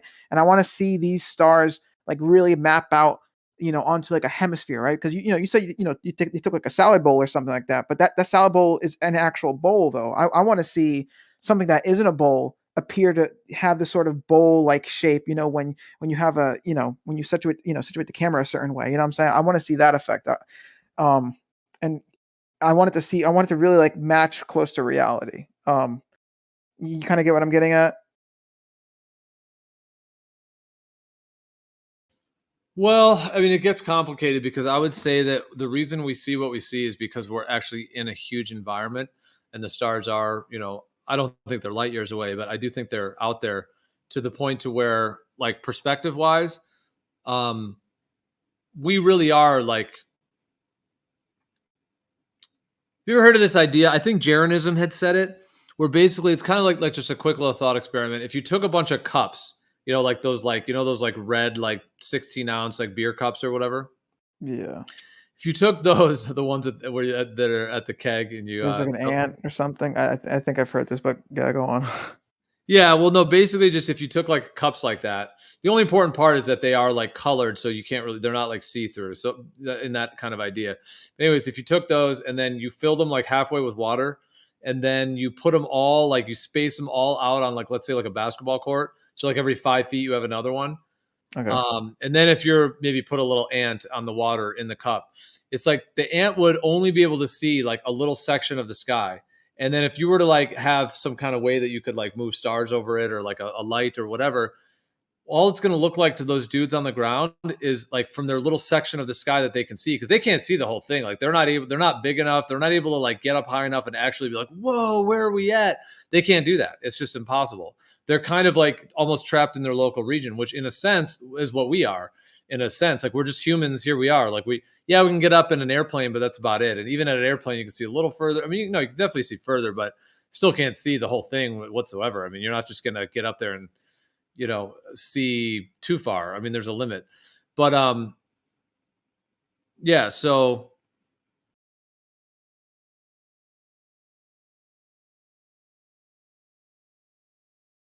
Okay, you don't. Okay, you don't want the. Okay. I mean, that's the thing. That's still only like a, what's the word?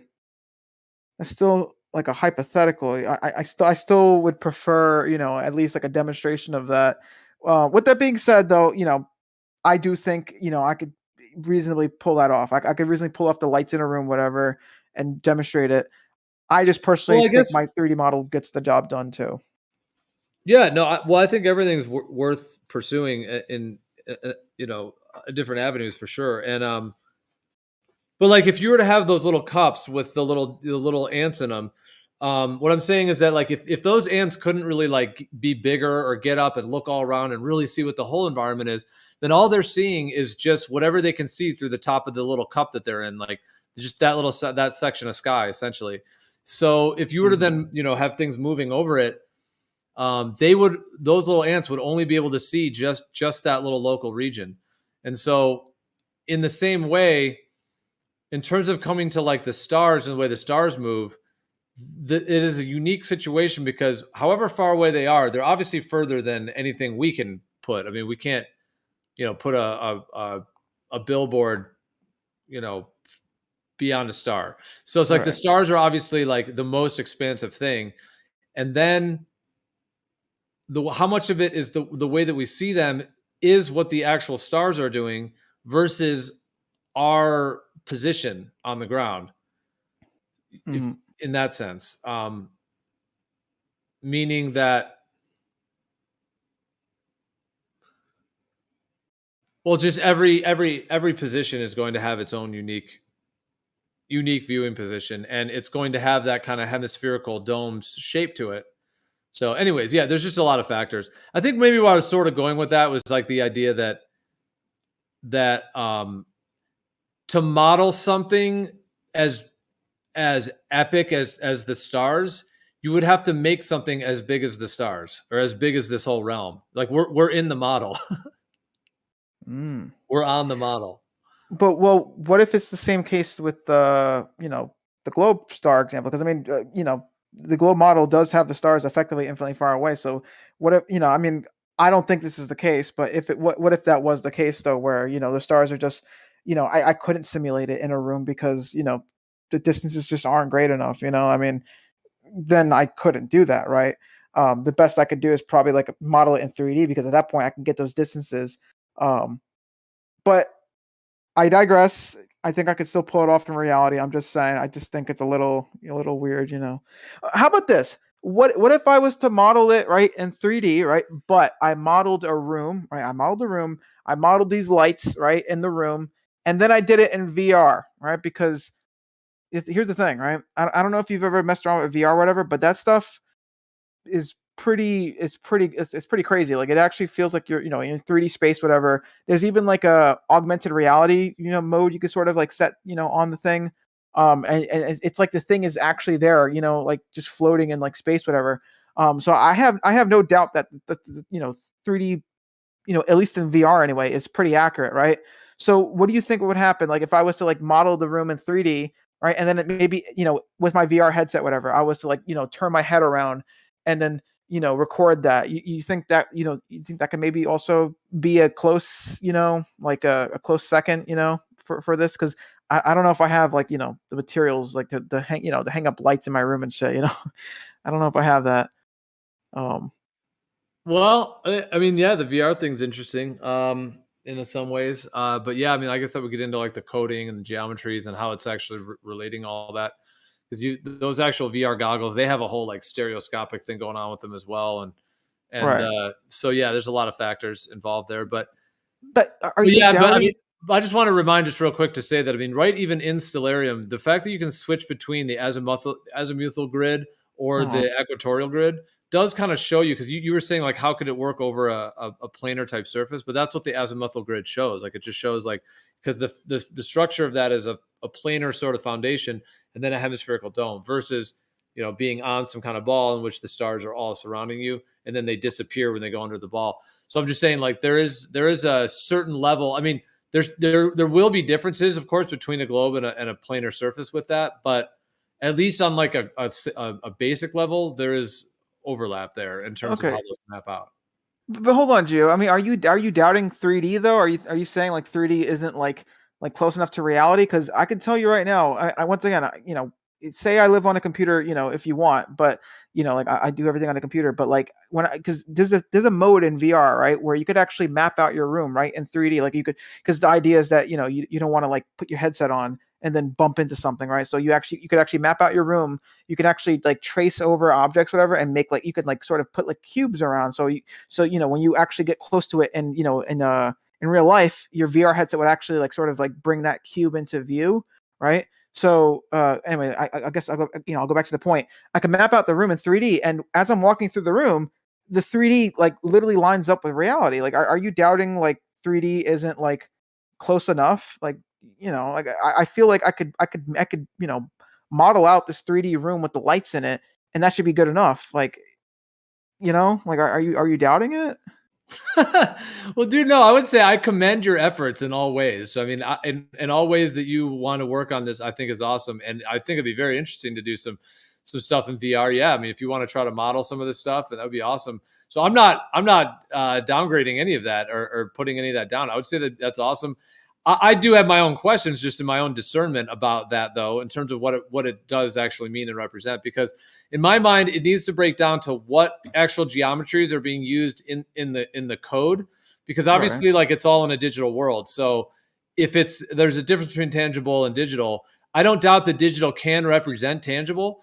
And I have seen different things, and I have tried VR myself, but not super extensively. But I have and I'm aware of how it works and how much the tactile, like you said, that, yeah, like mapping out your room or like things that correlate with the physical world and things. And there's no doubt that VR can look very realistic too.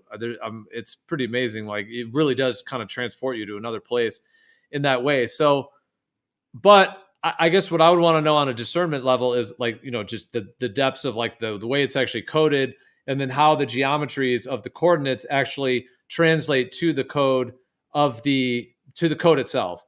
And then all the way to the end user, which how much of that can you validate as well, you being the end user, as it were. Now maybe some of these are open source, these different things, so you can get the code for them, maybe check it. But I just think when translating physics into a digital environment, I would say there's a lot of complexities. But yeah, I mean, if there's some of these things that you think you could model, it'd be cool to see them done in those ways. Yeah, but I mean, this isn't really like. I mean, maybe definitionally it is considered physics. I don't know about that though, but I don't think this is really, really counts as physics. I think this is just sort of measurements. This is 3D. We're dealing with 3D placement. Like if I'm going to place, lights in my room, that has to do with like 3D placement. Like I don't see why VR couldn't replicate that. I mean, it's AR. Like I'm telling you, you know what AR is, right? It's augmented reality, right? It's where you have you have reality, but then you have something over that. You have like a 3D model placed within that reality, whatever, right?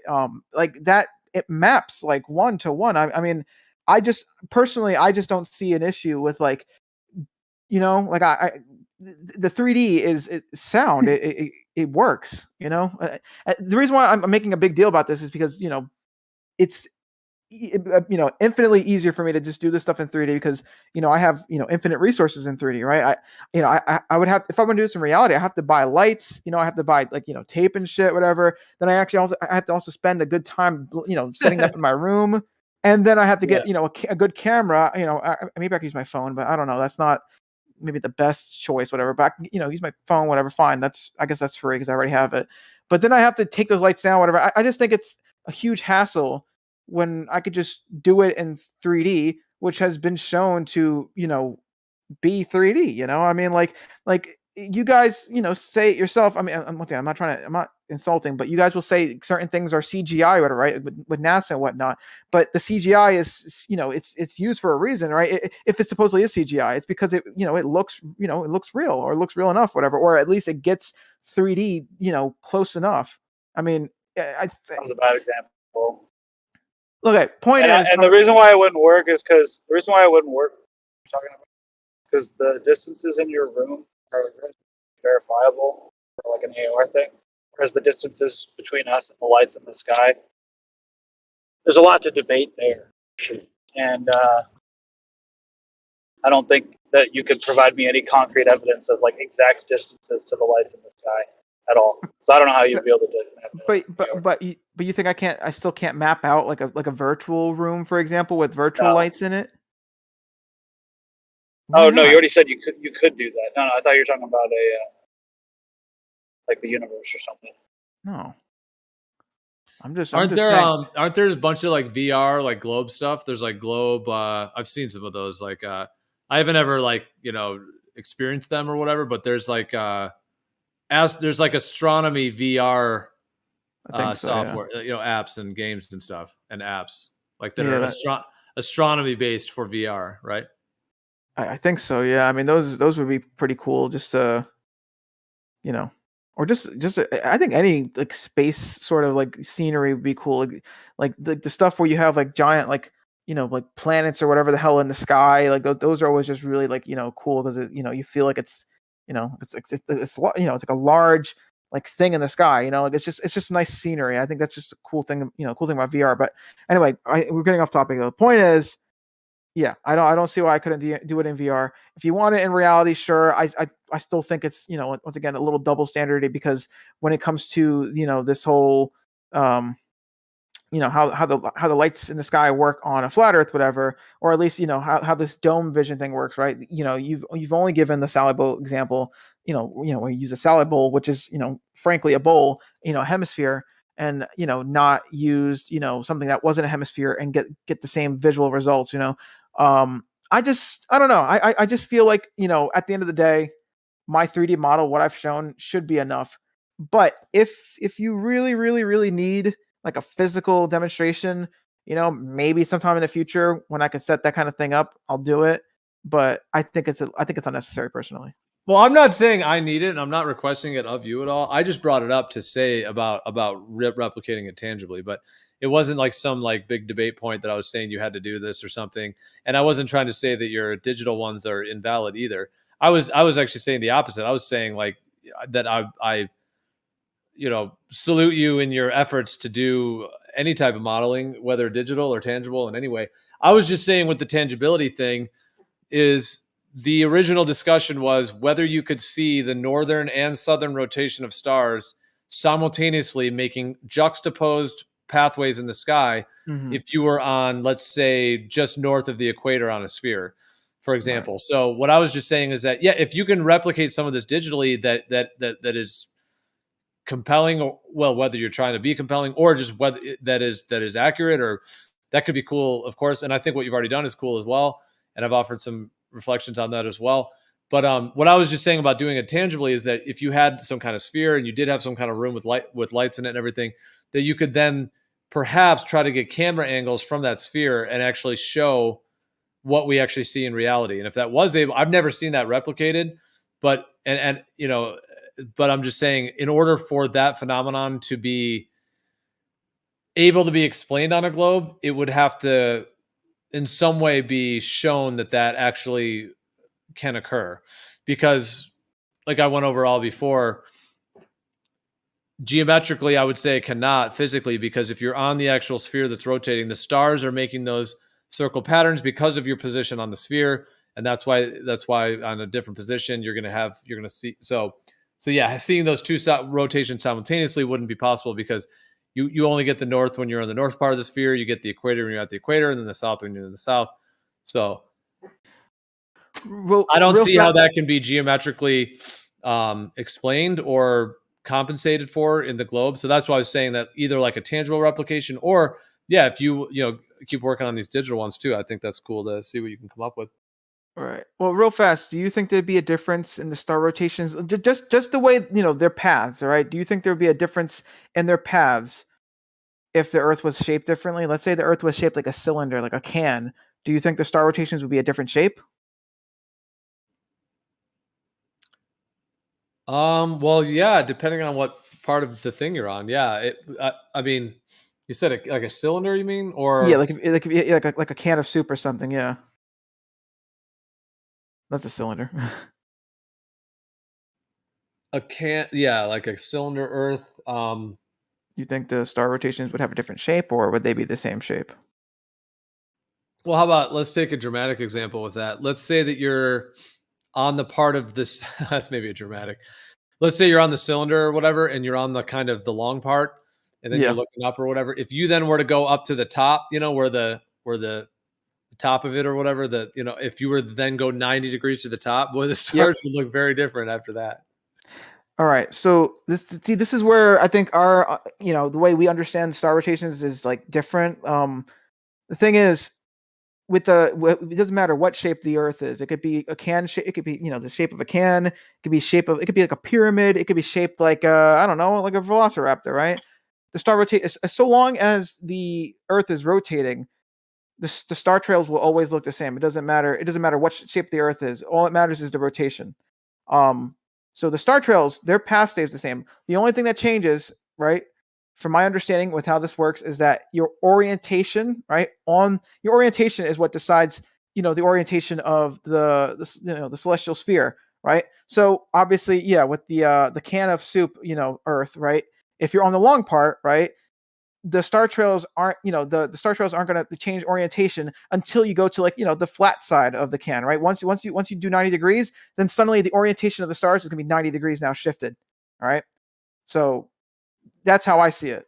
I think that's why there's sort of like sort of like we're not really agreeing on anything, because my understanding is a little bit different than yours. Yeah. Well, but I mean, the rotation of the stars, if you're on a sphere, are connected to the position you are on the sphere. And you're right, it is the rotation ultimately, but it's also that's why I was describing it at one point as, imagine if you were on a globe and then there's a human on the globe. Let's say the human is at 20 degrees north, something like that. So they're just there on the globe. If you were to somehow have like a God view and you could view the spinning globe from above the globe, at the top of the globe, you would see like a dude who's right at 20 degrees latitude chilling on the beach. And if you were to map it from above or whatever, you would see him like moving through space in a circle. He would be going like in a circle. And because he's on that surface that's moving in that circle, in theory, on the globe Earth idea, if the stars are way infinitely out there, then that is what actually causes those stars to move, is because of that dude actually making that circle. So if that dude is making that circle at the North Pole, or at 90 degrees, 80, 70, 60, 50, 40, 30, all the way to the equator, etc., you are going to have a different effect because you are at a different latitude, and that circle that you're making is of a different size and a different rate and a different angle because it's on a sphere. Well, see, that's the thing, right? So it's not the circle. Once again, at least from my understanding, it's not the circle that decides the rotation of the stars.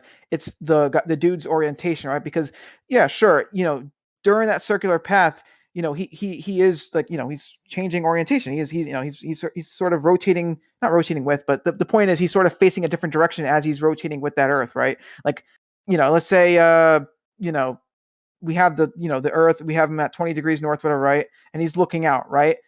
Let's say, we spin the Earth 180 degrees now, right? Now he's looking 180 degrees opposite of that direction, right? So his orientation has changed.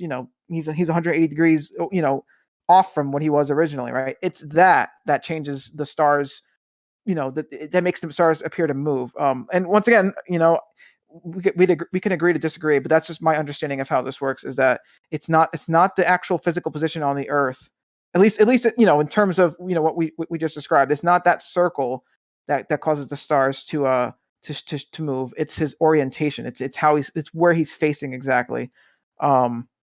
So I think that's where we sort of I just disagree or whatever. Where you're facing doesn't really. If you were on a globe and then the stars were way out there, your orientation doesn't really matter whether you're looking at 10 degrees or 45 or 90. I mean, that will matter in terms of what you see, but I'm just saying in terms of the actual rotation, that's happening as a result of being on the sphere in that model. So, well, I mean, what do you mean doesn't matter? It's all that it matters. is related to that circle you're making and the different size Hold of on, it and the position. Sorry, go ahead. Yeah, okay. So hold on, Vig, before you jump in, Vig. Okay, so notice what you said though, Gio. You said it'll determine what you see, right? So imagine if you took the Earth out of the equation now, right? If you were to start rotating, right, it would appear as though the stars are shifting now. I'm saying if you're doing the rotation and not the Earth, right? You took the Earth out of the equation, you start rotating yourself, it'll appear as though that there's star trails, right? If you had like a camera or whatever and you started recording it, whatever, you would see these stars shift. Sorry, bro. No, don't worry. Bacon, you can go in a second. Don't worry. But yeah, like basically, yeah, what you see, right, is dependent on where you're facing exactly, right? It's just that we have the Earth in the way, so it doesn't make it, that isn't as apparent. But if you took the Earth out of the equation though, and you were the one rotating, right, you would see different stars, just like you do, just like how you see different stars in the night sky as the Earth is rotating. It's the same sort of thing. Gio, if you want, you can go now, or Bacon, if he wants to jump in now, you can go now. All right, so yeah, he came in real quick. You want to go, Bacon, or I don't know. All right, but yeah, anyway, so yeah, you got that, you got that, Reggie. Okay, you good. Okay. We need a narrator. Arma has given permission to Bacon. No. But yeah, I guess just to wrap that up, or summarize that, so we can kind of the idea is that where you look is you're going to see different stars. If you take the Earth out of the equation, suddenly you're determining what stars you see now, and if you rotate, you're going to see those stars sort of appear to rotate around you, just like they do in the night sky when the Earth is rotating. So yeah. Yeah, but it's all a result of on a globe model of being on a globe at a particular latitude. That's what the entire result of what the stars do. Because if you're at the equator, or if you're at 25 degrees north, or if you're at Polaris, you're going to have a dramatically different effect depending on where you are in terms of the way the stars are moving, in terms of like their angle, their declination, the way that they present themselves. Now, I'm not saying it is a sphere. I'm just saying that on a sphere, it's the reason that the stars are moving is because you're on. It's sort of like if you were on a merry-go-round and you had some star field around you or something, or some kind of lights or whatever it is. Like, it's because you're on that merry-go-round moving at that rate that even makes all the stars move like that in the first place. Therefore, it's directly correlated to your positioning on that moving object. But here's the thing you missed though. In a merry-go-round, not only are you changing your position, but you're also changing your orientation. You're not realizing that, because think about it. If you're on a merry-go-round, right? Let's say you're sitting on a horsey, right? And you're facing forward, right?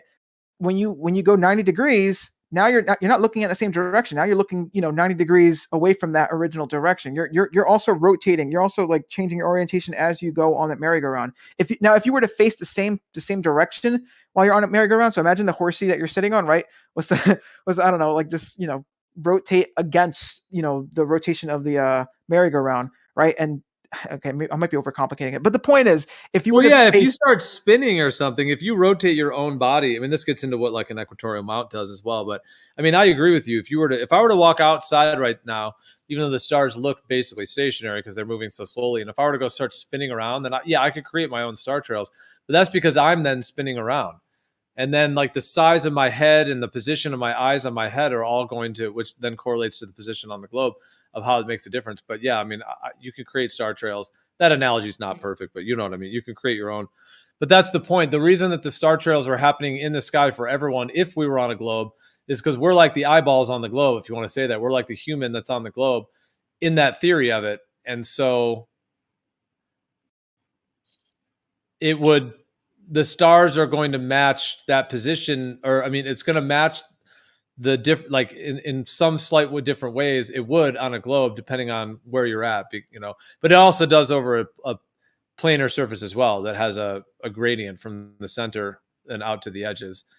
So it actually functions similarly, which is why the globe model has been able to be kind of asserted, because there is a hemispherical and a spherical component to the way the sky works over a planar surface. Did you want to jump in, Bacon, or? No, sorry. I'm just listening. Okay. Yeah. But yeah, well, Bacon, the original thing is that, you know how, well, Bacon, the original thing was, you know how the star trails where you can see like two juxtaposing movements, like vortices of star trails from one position on Earth. Often it's like just north or just south of the equator. We're talking about how that, if that wouldn't be possible, I was asserting that that's not possible with a spherical Earth, because the star trails are correlative to your position on the globe, either north or at the equator or in the south. So if you're north or if at the equator or south, you know, depending on what location, that's why we get the northern star trails and then the equatorial and then the southern. And if you're on a globe, then that's a result of being on the actual moving globe. However, if we can see from like just north of the equator or just south of the equator, if we can see the northern and southern rotations, as it were, simultaneously vortexing and moving in what almost looks like kind of in like juxtaposing kind of vortices, then that's not possible to happen on a globe from one position on the globe. If you were on two positions and you splice together the video footage, maybe, but I'm talking about being in one position and seeing those two rotations simultaneously does not correlate with being on a spinning sphere, because again, you have to be in the north or in the south to get those rotations. That's what is the result of them. You wouldn't be able to see them both. But of course, over a planar surface that the sky is doing what it's doing, that would be possible, because they actually are just moving in their own paths. What about the equator? Could you see both of them at the equator at the same time?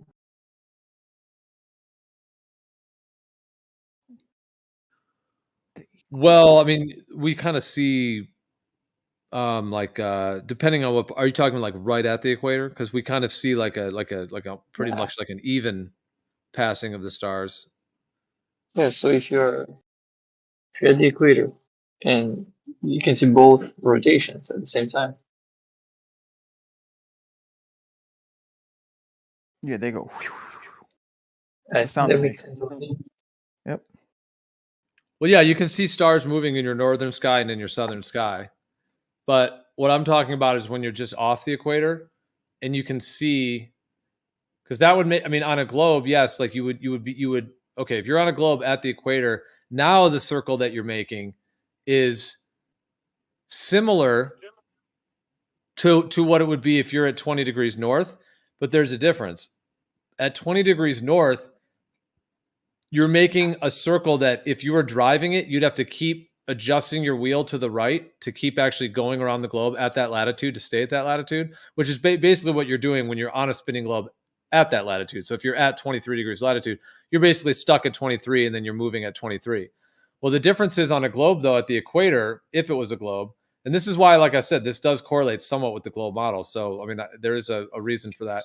But anyways, on a globe, if it was a globe, at the equator, the difference is that line that you're now spinning, or that circle that you're making, it's like a straight circle, if you will, meaning that you would not have to deviate left or right.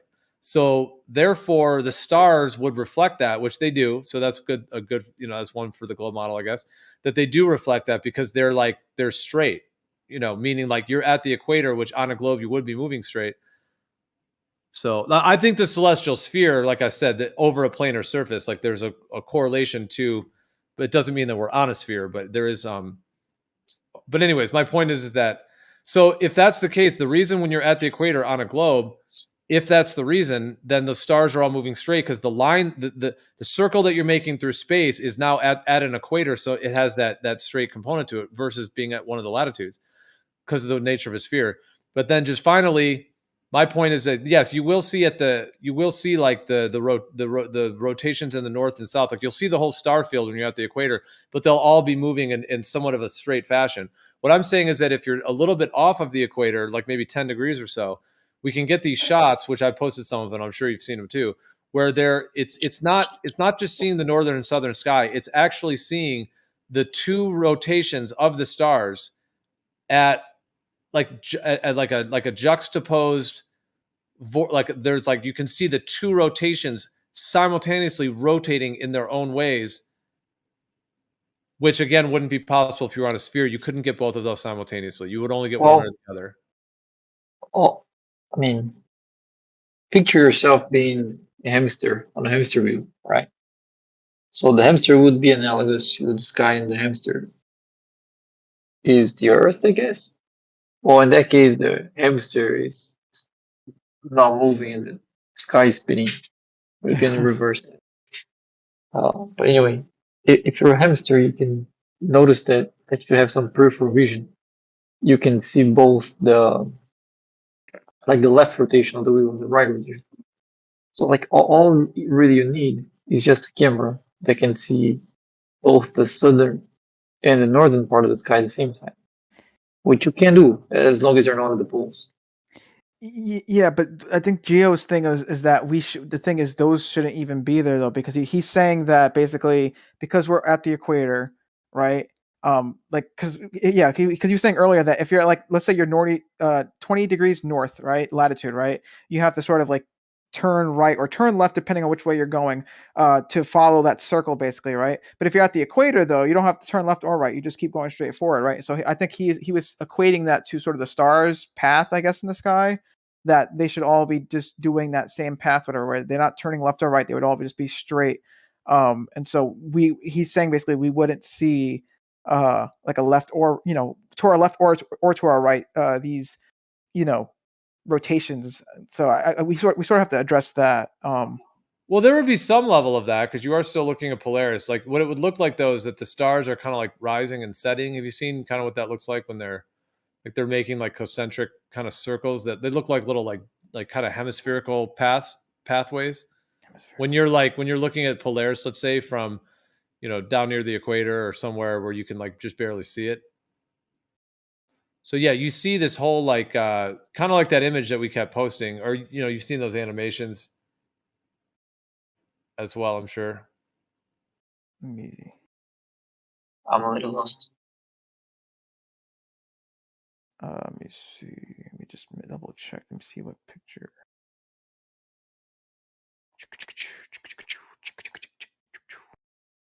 Well, I mean, this was the one we've posted a bunch of times, but this one shows, in a sense, so like that one in the middle, at the equator. So yeah, you are seeing the stars that are kind of coming like straight overhead, but then at the two poles, you're kind of seeing like you're sort of seeing the stars like rising and setting in like clusters that are. It is almost kind of like a rainbow of sorts. The stars are making like a rainbow pattern, almost. Yeah. See, I guess what me and Bacon should be trying to do is convince you that you would get that same effect because what I told you earlier, Gio, is that you could because it's rotation, right?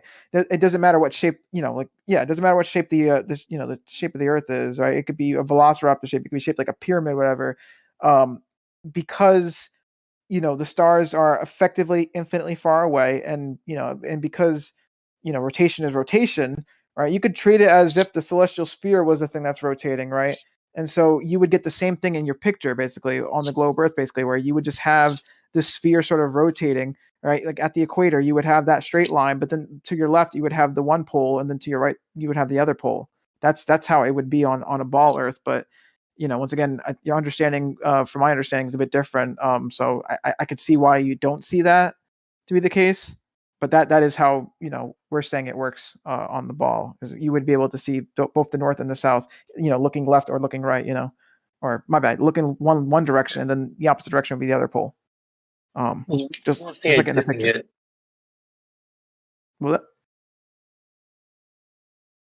Sorry, yeah, there's one thing I didn't understand is how come you're not with Blender showing this to you? So like to this point. We say why am I good? Hold on, why am I good with Blender? Why I'm good with Blender but not? Yeah, like how come we're having this conversation? You're not showing Blender model. Well, I did earlier, but I don't think I don't know. I normally I would pull it up again, but I my first attempt didn't really work. Like I'll post it again. Me post my little GIF again. Here we go. Not GIF. It was an animation. Whatever point is. I'll post it again though. Like I thought I personally showed the effect, but once again, I think the issue is that I think Gio was saying that for one, this isn't exactly a I don't want to say transparent, but this basically I'm not exactly being transparent. I'm not exactly letting him know like if it's the sky rotating in this. Also, there's also the debate on if like the geometry is correct or something. I forget the exact argument Gio made though, but yeah, I mean this is the GIF though, or this is the video, and I do show sort of the divergence, but I don't remember what Gio said to that. Well, I think if you're referring to that, what I was saying is that if somebody's going to say that they're going to model something in physical reality, they're going to model it digitally. I was just saying, I wasn't trying to say off the bat that it's valid or invalid. I would say it could be either. It could be valid or it could be invalid in terms of trying to transport that into a digital environment. So I was just saying that just like that myself, I would be interested in, discerning between if someone's using some kind of graphical modeling system, ultimately to get to the bottom of what it represents, I would want to know, like how the geometries are coded into the actual digital environment, into the software itself, and how the geometries of our physical world are transformed into that digital form to then represent whatever it might be representing, through, the pixel arrangement. So I was just saying that I would want to have ideally some sort of fully understanding of how the physical features are being transferred into the coordinates of some kind of a digital, ones and zeros essentially to then represent the physical reality. So like in that one you showed, there's kind of like that globe earth layer that's kind of, it's just like a curved kind of hump basically, but then everything in the sky is actually moving. So like the way that software is actually doing that, is it just modeling two layers, or is it really actually representing what it would be if you were physically on a sphere? Gio, I wanted to respond to that. Because one of the basic ideas in mathematics and computer science is that when you have these functions, you can manipulate the input and it'll manipulate the output. So essentially, what I'm saying is that you're kind of thinking about this being coded like statically one way, but really it should be coded like in more of a functional way to where you can manipulate the variables, and the way the geometry is in the game, it's really a function that can be manipulated certain ways to see different perspectives. I don't know if I'm articulating that correctly. I didn't make sense out of that. Fractionally, I think you are. Fractionally, a little bit. I don't know. Maybe. I guess what I'm trying. Yeah. Well, it's like this transfer. It's the transfer from the physical to the digital, and what ends up occurring, or what could occur in that transfer. So that's why, like Arma, if you're trying to do this as a way to really be like very like convincing, then I'm that's just what you would run into, I would think, in terms of that part of it, because and that goes with any modeling where it's something's being modeled and then there's like a different environment that is being modeled within. Like, do you know the geometries that they're using though? That's the thing too. Like if you were to go and use their software and tweak this setting, that setting, like you said, you made like a sphere, and then you made a celestial sphere, and then and then you put the kind of star things in. But like, do you even know exactly how those geometries are actually translating for sure? Or are you kind of going a little bit off what they, just as face value? Well, not 100%, but I mean, I do know what's the word? I do know it displays 3D quite well, because once again, that's why I brought up the VR thing, because I know with VR, when I was mapping my room out, it correlated, with my room. I was actually able to, put a point, at a corner, and then I actually set up the walls and whatever. And as I walked through my room, everything lined up. The 3D the 3D room that I had pretty much mapped out was lining up with my actual room. So I have I have a lot of like faith and a lot of what's the word? I'm like really confident in like how 3D works with in computers and whatnot. Like I'm pretty sure it's accurate. All right. Well, Oh, it makes it more sure when you build a render yourself from scratch. Yeah. Well, here's the thing though. The render I built was not really a real renderer. It was just kind of, I mean, but it was very shitty though. So I'm not gonna, you know what I'm saying? I'm not gonna put that out. I built Did like a it really. render with perspective? I mean, it did the way my thing worked is. I mean, it kind of did. I think it was, because I mean, like I followed the So tutorial matters. on what's up. I just said that's all matters. Wait, say that again? Blender's just more like just fancier, but the math is the same. Oh, okay, yeah. Well, there you go. But yeah, I mean, there you go. Exactly though. What Bacon said though. If you also built a renderer, I guess you have even more confidence. But like I said, but like for me though, like I sort of confirmed like just how spot on it is, because once again the VR headset that I have, whatever, it has a sort of AR kind of mode when you're modeling out your room, and that lines up. It really does line up. Everything is 1-to-1. So I really have no reason to doubt that 3D well then, is yeah. Yeah, well then maybe you could build like a little environment in VR that puts you on a sphere and then replicates what you would see on the sphere, and then try to put the stars way far away. That would be interesting to see done. Try to actually model, being on a sphere, and then try to model what we would see, and then see if you could get that that dual simultaneous star rotation patterns Yeah, like that. I could actually do that, because I know Blender actually has a VR mode, and I actually messed around with that a little bit, where I actually like I made like a little Oh, they like do? yeah, like you have to sort of like download the it's not like a mod or whatever, but you have to download it though on Blender though. It's like a VR mode, whatever, and you could actually like put yourself into that little VR world, whatever. And like I don't know, I was just sort of like messing around with scale and whatnot. Like I made like a few like buildings, whatever, and I stood on top of like one of them. I was like, ooh, that's really tall, whatever. But yeah, I could totally model that. I could make like a sphere, whatever, and then I could probably I could just see what that looks like in VR. I don't personally think I have to go that far, but maybe for the fun of it, I might. I mean, that would be cool to see what you could do with that. Yeah, to see if you could put yourself on a sphere and then try to get the ratios right, and try to map it, and try to. Well, that would be cool to see that. Why would VR do anything differently than just Blender? Like, I'm good. We want to actually feel like we're on this ball, Bacon. That's what it is. That's what you said. We want to have a virtual experience of the globe Earth. Can we at least get a virtual one? I'm just kidding. Oh, you're not going to see the difference.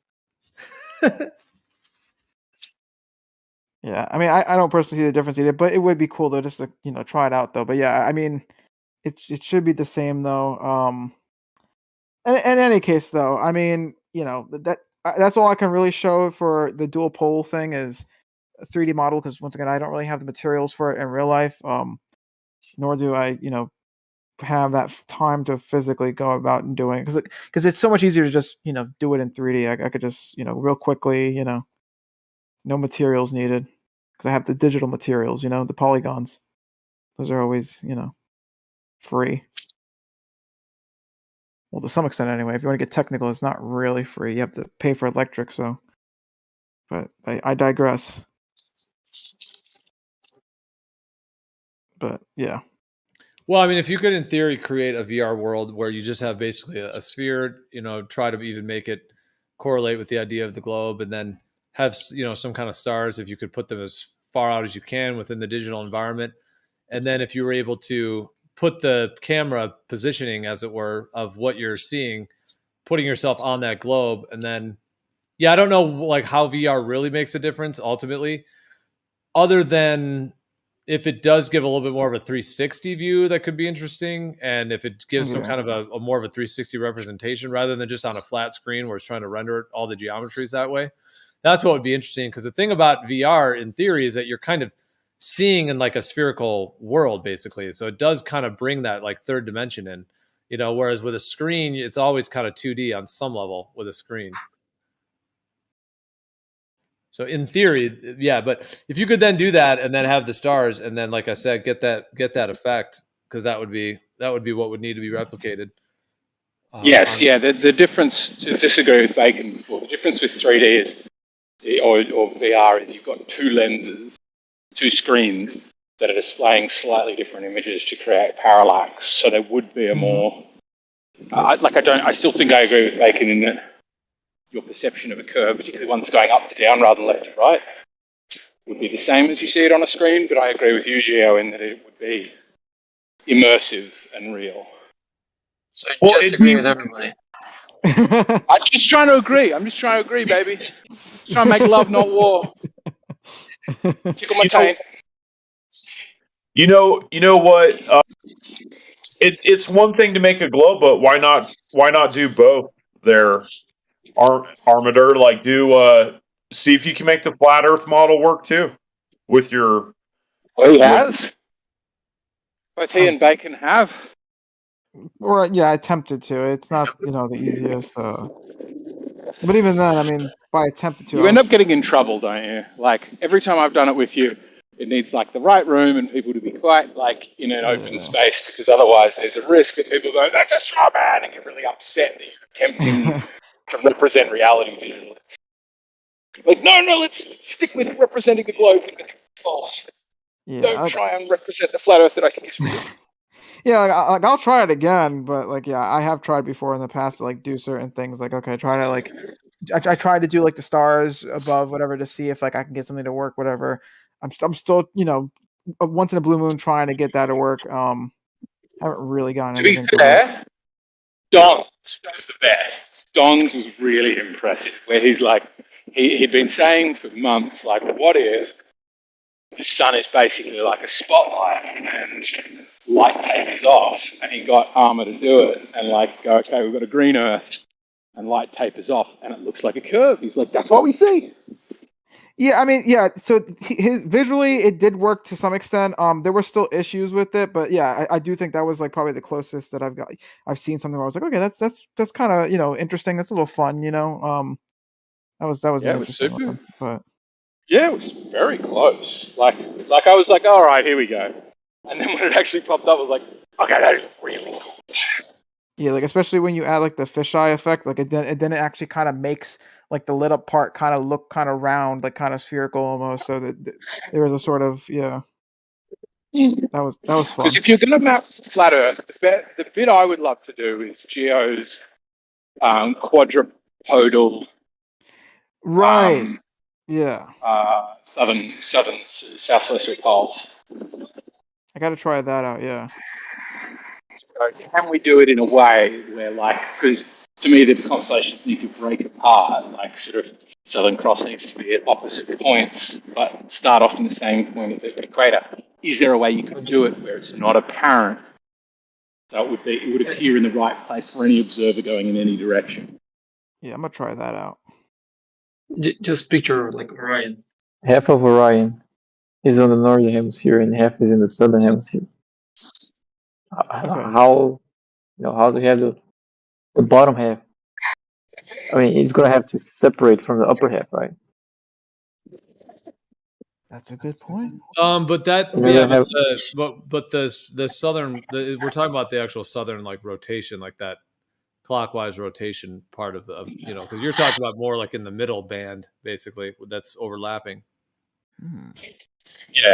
Yeah. Like as my understanding, it's sort of like you've shown that like it's like gears almost on your model, isn't it? Geo, where it's like this goes east to west, so the next cog is also going east to west, but it's centered around a different point, and you could have one central cog, large cog, with four diametrically opposed smaller cogs that are rotating in the opposite direction, even though they're all still going east to west of the equator. Is that kind of close to what you're saying, Joe? Like gears in a clock or something? Let me see this shit. Actually, yeah, Orion would be ripped in half. Hold on, I gotta see that real fast. That's I never thought about that, Bacon. That's actually a really good point. Hold on. Well, obviously, at least some pair of stars would have to get away from each other. Yeah, So the torn in angle half. between each one. Yeah, fucking Orion, the- man, he's done. He'd be like, Yeah, Yeah. the thing is, Geo's the point is the it doesn't angle- have to be torn apart at the equator. But yes, that's Well- what Bacon's getting at is some of the constellation have to get torn in half. yeah, just like violently, like fucking Mortal Kombat shit. Like, hold on, let me look this up. No, I'm not agreeing that that Orion's being chopped in half every day. No. No, I don't think we said it. But like, I just mean if you just do it as cogs, then he would be. If the cog was meeting at the equator. But that's what I've said. That's not what you're saying. What do you say? Well, like I just posted one that does show like a little video that shows these like 1, 2, 3, 4. There's like 7 of them or whatever. They're these discs, and then he spins one of them in the center, and then it like if about a minute and a half into it or something, yeah, he starts to like at the very end of the video actually shows the whole spinning of it. So yeah, I wouldn't. Yeah, there is that kind of correlation of like gears or cogs in a sense. I don't necessarily think they are gears directly, but yeah, I mean, the way you're describing it, there's like sections of the sky that are connected to that rotational pattern. And like basically from the perspective that, okay, so if you have from the north and then you go south on any one of the quadrants into any one of the 4 quadrants, so you have like north, south, east, west, and even like the legends of the 4 islands and the 4 rivers at the North Pole and all that. But even leaving some of that out of it just for the moment, you have like so if you look at like an AE map, there's basically it's like 4 spokes of a wheel. The only thing is one of them looks like it's missing. So could there be more land there that they're hiding from us? Basically, like where Hawaii is kind of missing.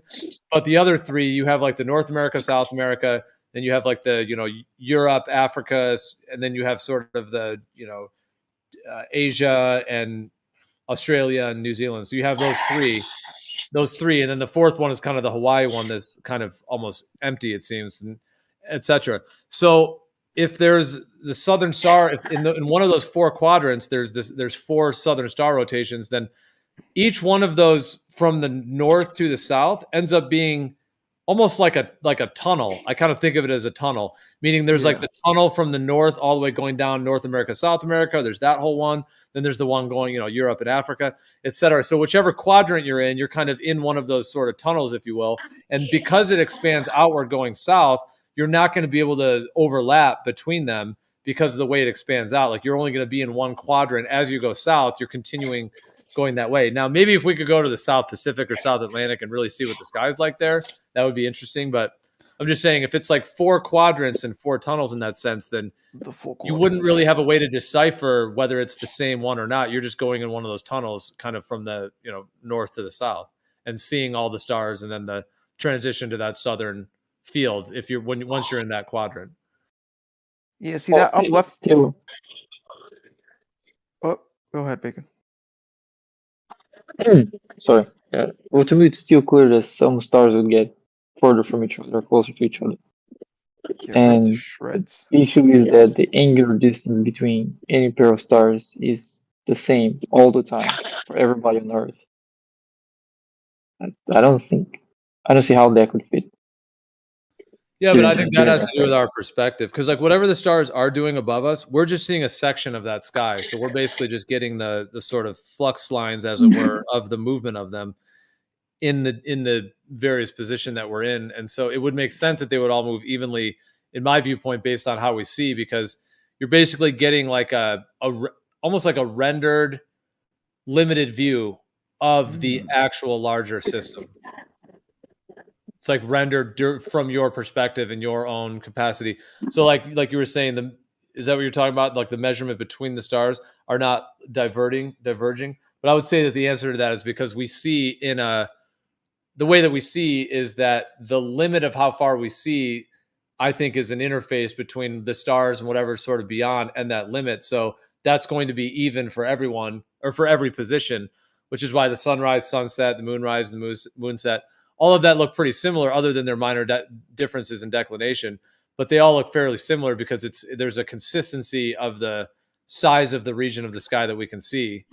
I mean, depending on atmospheric conditions, but it's that consistency that makes that evenness of things rising and setting and having that the declination and right ascension pattern, through the kind of XYZ axis of our observation. Look at that fourth quadrant. It's just empty there. That's you have to like 100% the game to get that fourth place, right? That's where that's where like a giant landmass sort of like surfaces from like the sea, whatever, and then like on news, everyone's like, "Oh my god, it's surfacing this unknown land." It's like lifting up, whatever, and it's in that fourth quadrant right there. I know. Look at that missing spot. Look at it. Yep. It just fits so nicely into those quadrants too, and even shows the lat long lines that diverge and converge going out to one of the four corners of the Earth. Yep, there it is. You gotta. Yep, that's the hidden land right there. It's gonna lift up from the ground, whatever, and Where's maybe New Zealand?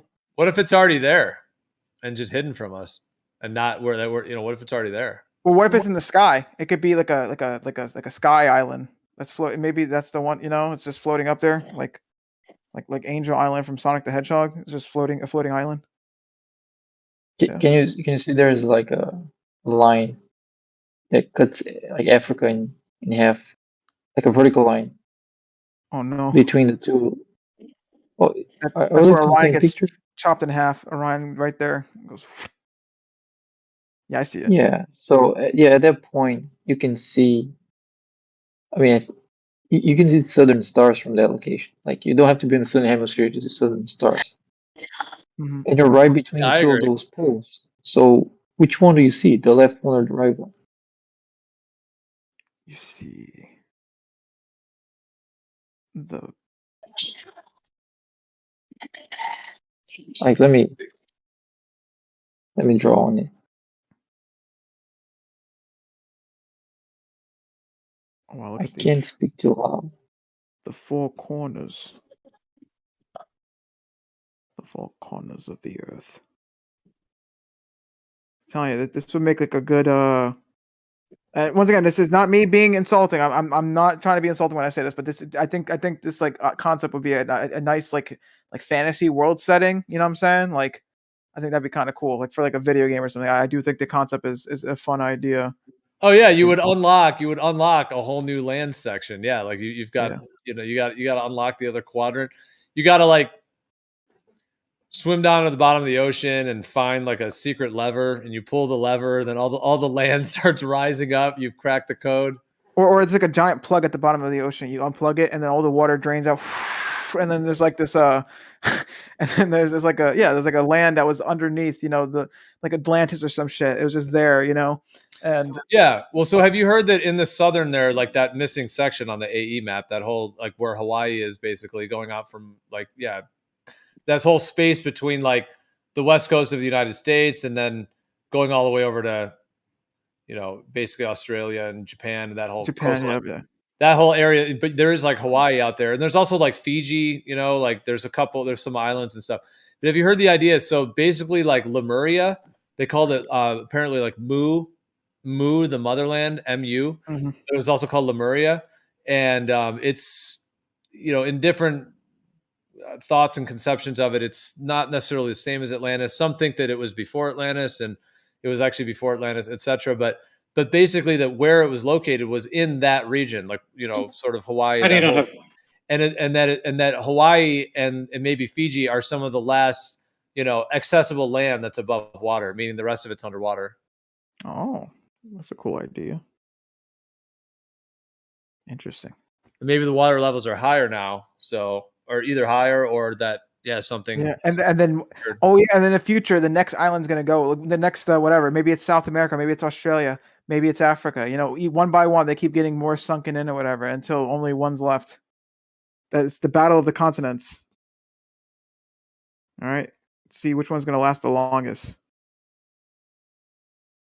What do you guys think? Which one's going next? Is it Australia? Continent musical chairs. Yeah, pretty much. Pangea Pangea musical chairs.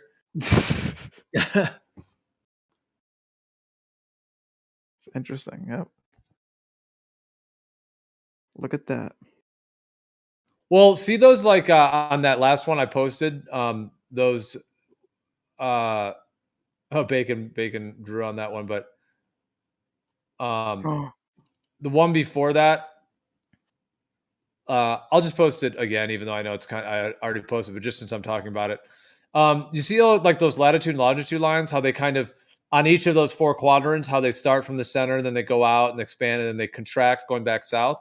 Yeah. Well, anytime like any civilian, like you or me or whatever, we would always be within one of those sections when we go south. Right. You know, like when would we ever just go like, well, unless we could, but I mean, to go to like the tip of South America and just go straight west, you know, where you wouldn't be like where you would actually go into that Southern Pacific, because that's where I think that's what exactly what. Go ahead. I was just saying that's where the deciphering factors would be is between them. But yeah, go ahead. Oh, maybe he cut out.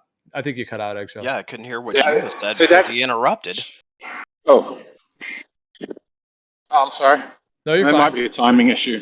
Yeah, go ahead. I'm just saying that's whether we trust it or not is a separate issue. That's exactly what Captain Cook was sent to do because after he did the Australia bit and all of that, the Royal Society in England paid for another voyage where they said, well, the globe couldn't spin on its axis; it would be unbalanced if it didn't have, which is something you've said, Gio, it didn't have 4 things. It's got like, if you lay it out, it's got like 3 points, but in quadrants. So it's like they opined that you couldn't have a balanced globe spinning on its axis for millennia unless it was balanced. So you need a fourth continent. So they sent him out in those seas. Whether you agree with all of the star sites he took and where he claimed he was, you know, he could have sat on a beach in Tahiti for 2 years, but he claimed to have sailed around that entire giant ocean section.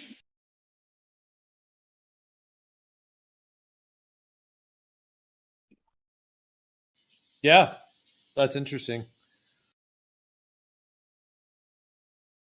Wonder what the sky looked like in those areas. Be cool to see.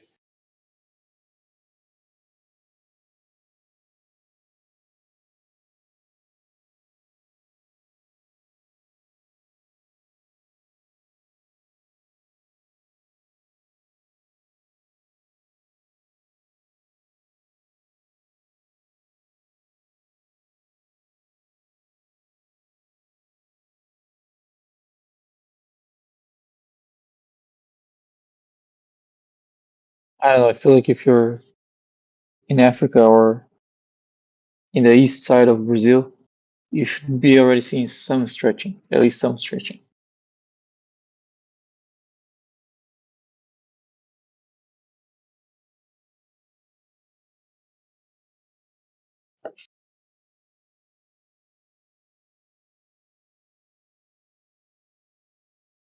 Yes, I mean, it all, like, the challenge we have is, like, we're trying to test a model we don't have yet.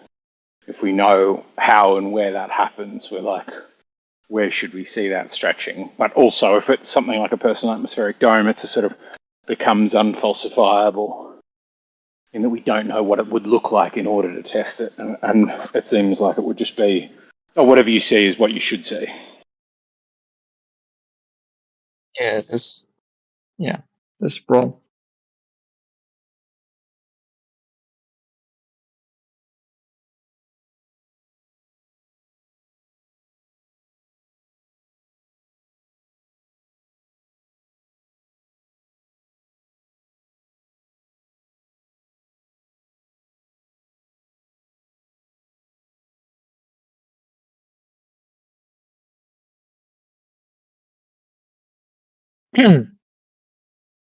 Hey, Eggshells.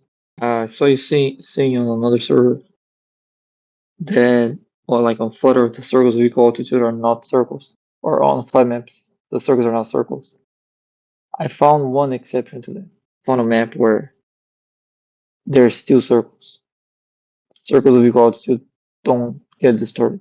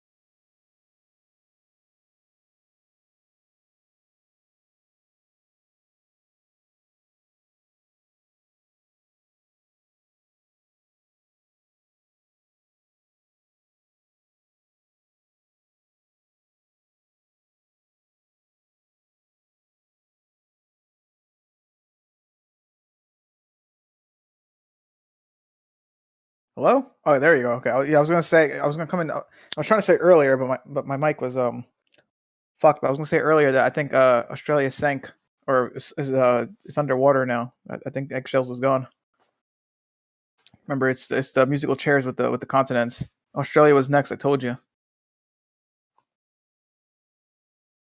Now it's a debate on which one is if it's going to be South America. What's up? Now he really is down under, huh? That's funny. Yep. Now it's between South America and South Africa. My money is on South Africa is or just Africa in general.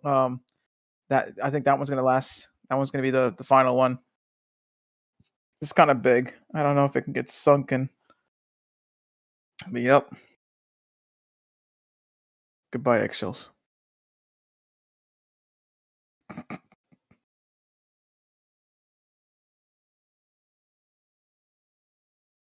What have I done? Why'd you say goodbye? Was I hot micing? No, it's a joke. Don't worry about it. Because never mind. Don't worry about it.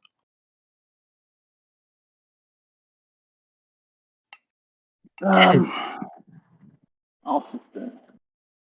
Yeah, actually. Yo. Yes, I saw you arguing on another server that if you create circles of equal altitude on a flat map, the circles get distorted. They're not circles anymore, right? Well, yeah, so that's probably a too simple way to say it. I would say you can easily make circles on a flat map. That's easy, but they won't align to where the star's altitude is. So either they're a circle of equal altitude or they're a circle. Pick one. A line of equal altitude. There's one map where that does happen. Go on then. It's like a flat map. There's a flat map where that happens. It's the stereographic one. That's that one that looks like sort of two cut apart boobies squished out and there's like missing chunks. Is that what you mean? I think so. I'll show you what it looks like. Okay. There is one issue though. That they're off-centered. Like there's two circles. I heard the you center say is that. off. Right, so the GP is not correct. Yeah, you have to. I love that you're holding me to account on this, which is absolutely not something that they would say to beat me. And you're like, still, I'm going to let you know you're wrong. And I love it. I'm not at all being sarcastic. I'm just strengthening your point. That's good. I'm saying, I legitimately think it's awesome. Yeah, kind of funny by accident. So it's stereographic. Yeah. And then what happened? I still don't understand it. So what happens if, okay, let me read that. Because I was thinking, what happens on a stereographic if the circle would intersect with somewhere the missing I'll show you chunks an are? example. Okay, hang on. I'm just getting to the right chat. Hang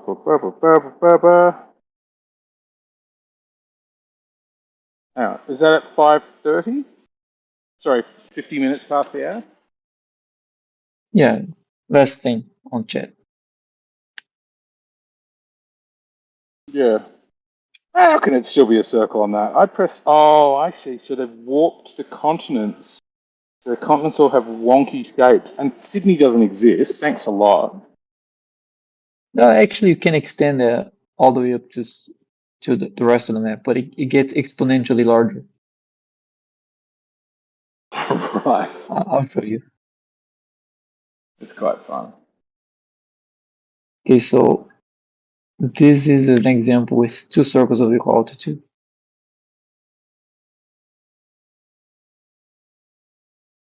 No, that's not it. It's just the same image I just sent. Okay, now it's the right one.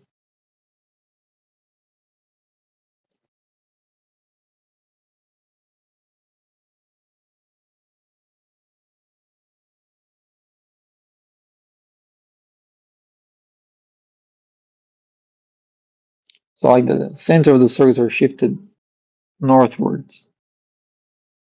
but they're still circles.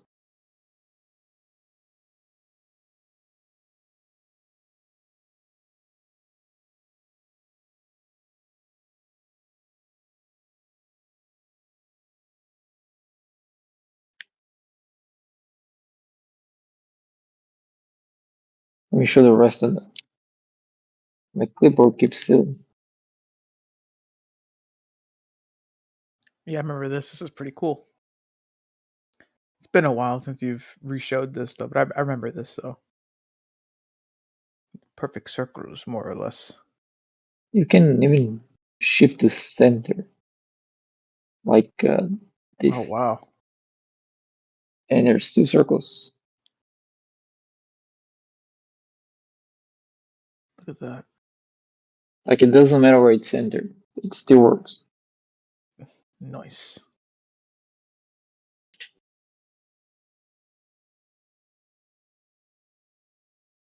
So are those circles very close to circular or actually circular? Because it looks like there's a thicker edge to that circle at the southern edge of it. I think it's a rendering thing. I don't think it's a. Is that a rendering Yeah. thing? Okay, that's what I meant. Yeah, that's what I was trying to ask. Like the original image was drawn on the map, so some of the pixels get larger. Yeah, just like the continents. It's just on the circle now. That's interesting. If I would render the circles directly on that projection, then they would all have. They wouldn't look like that. It would just look like circles. Mm-hmm. It's pretty cool though. Pretty cool. Actually, I haven't seen anywhere saying that those are actually circles, and I also haven't found a mathematical way to prove they're actually circles. But here's the thing. Played with it. Well, you first. Actually, Yeah, I played enough with it, and they're always looking like circles. I can't get them to look I can't get them to look like any other thing but circle. So I do think this projection kind of forces the circles to be preserved. Yeah, and they're close enough. Even if they're like off a little bit, I feel like, who would actually notice? You know what I'm saying? If you were to People who are navigating. But would you really though? Like, how off would you be? I think so. Like, a pixel there is what, 50 miles? I don't know. Okay. 50 miles. Okay. Well, I mean, what is usually the sort of margin of error or whatever it is for like when you're navigating? Like, isn't it usually like around like 50, 100? I don't know. No. Around 20. 20. Okay, there you go. Like 20, 25 is like max. If you get worse than that, you start missing island and landmarks. Okay, so they have to be pretty circular then. Okay. Dang. Well, all right. Yeah. I guess you would be off quite a bit. I mean, not that it matters though. I mean, these continents don't really look legit. I mean, I don't even know if you could. I don't know. They're looking a little bit elongated there. Yeah, Australia is like really bloated. It's like ate a lot, Yeah, those are some pretty warped looking projections. Yeah, Australia was like. Australia really let itself go, Yeah, it lured you in with its skinny bits and then just pulled the ripcord. Pulled the in-flight toggle. One of the things actually my girlfriend raised, she's banned me from having this discussion question and go, what would you, and one of the good ones she said, because she's in finance, is like, wouldn't they know, like I showed her one of the maps, obviously this one's extreme, but she's like, wouldn't these travel companies know that they're like saving fuel when they travel north, or it's vastly more expensive when you travel east and west? Like, there's train lines that operate, there are shipping companies and stuff. And I was like, that's a fun way to look at it, just to go, there would be some bean counter somewhere that's like, oh, what's going on that our north-south routes are so cheap? Well, Well, See, I don't really know how this plane stuff works, but like obviously there's commercial planes, and then there's like people who own their own planes and shit.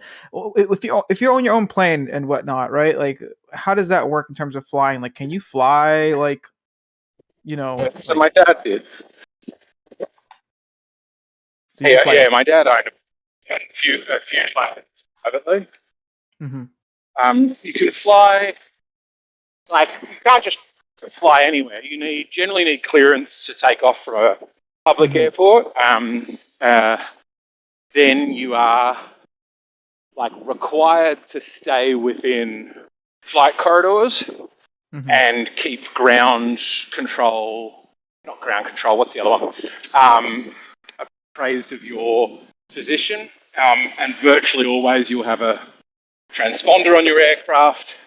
And if they've said to you, go to here and maintain a heading of blah, blah, blah, and then they see that you're not at the correct altitude or heading, they'll radio in and go, what are you doing? Oh.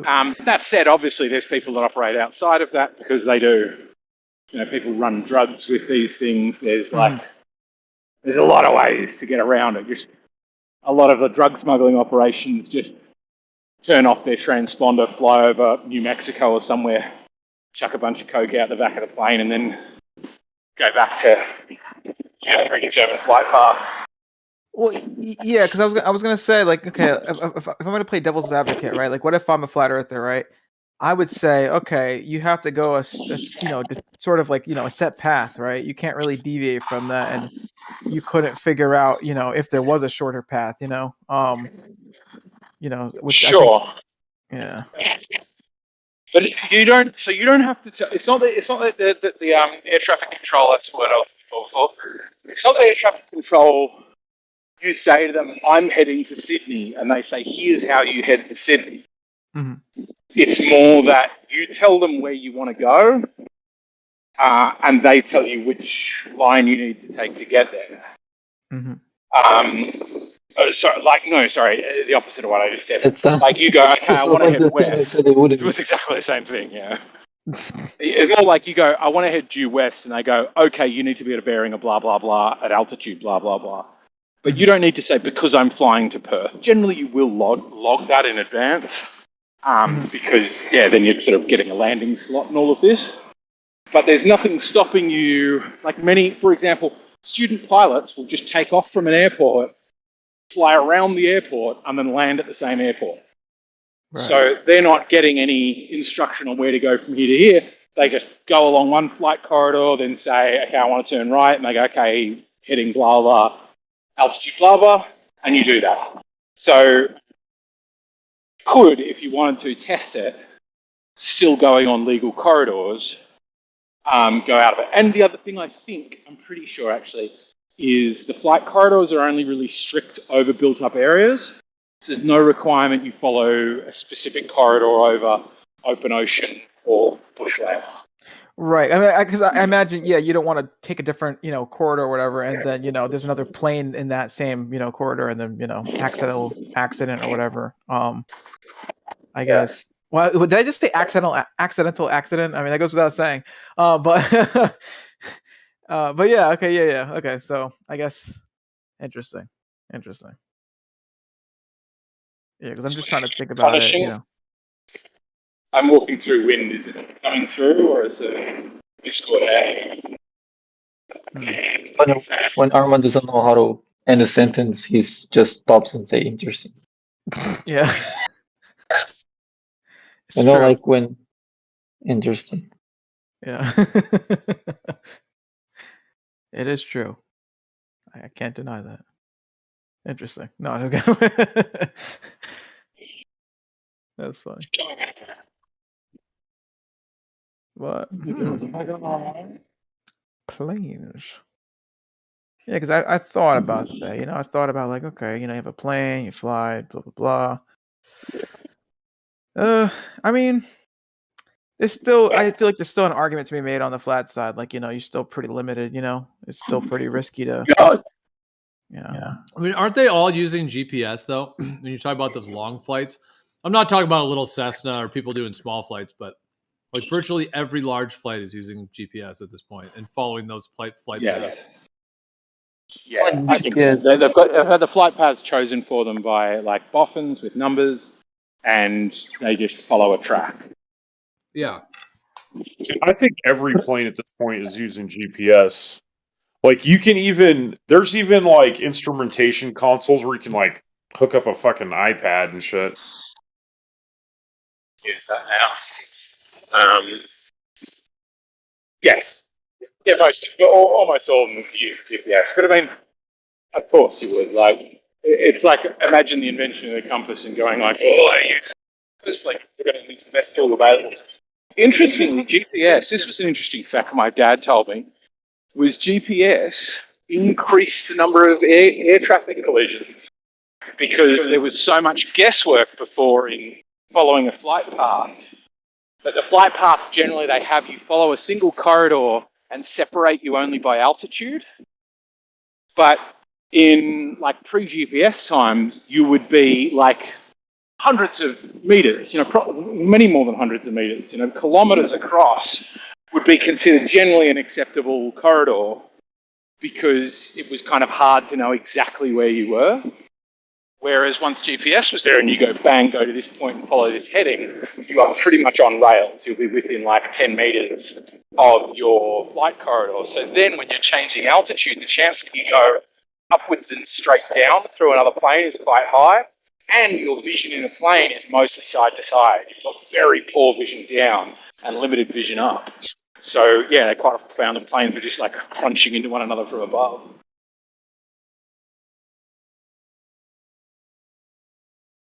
I think planes are so funny. Like, listen to Neil deGrasse Tyson. He talks about like them kicking the football, the Coriolis effect. Like, the Coriolis effect won the game, but then you got like planes, and then that it doesn't affect them. Like, just so funny.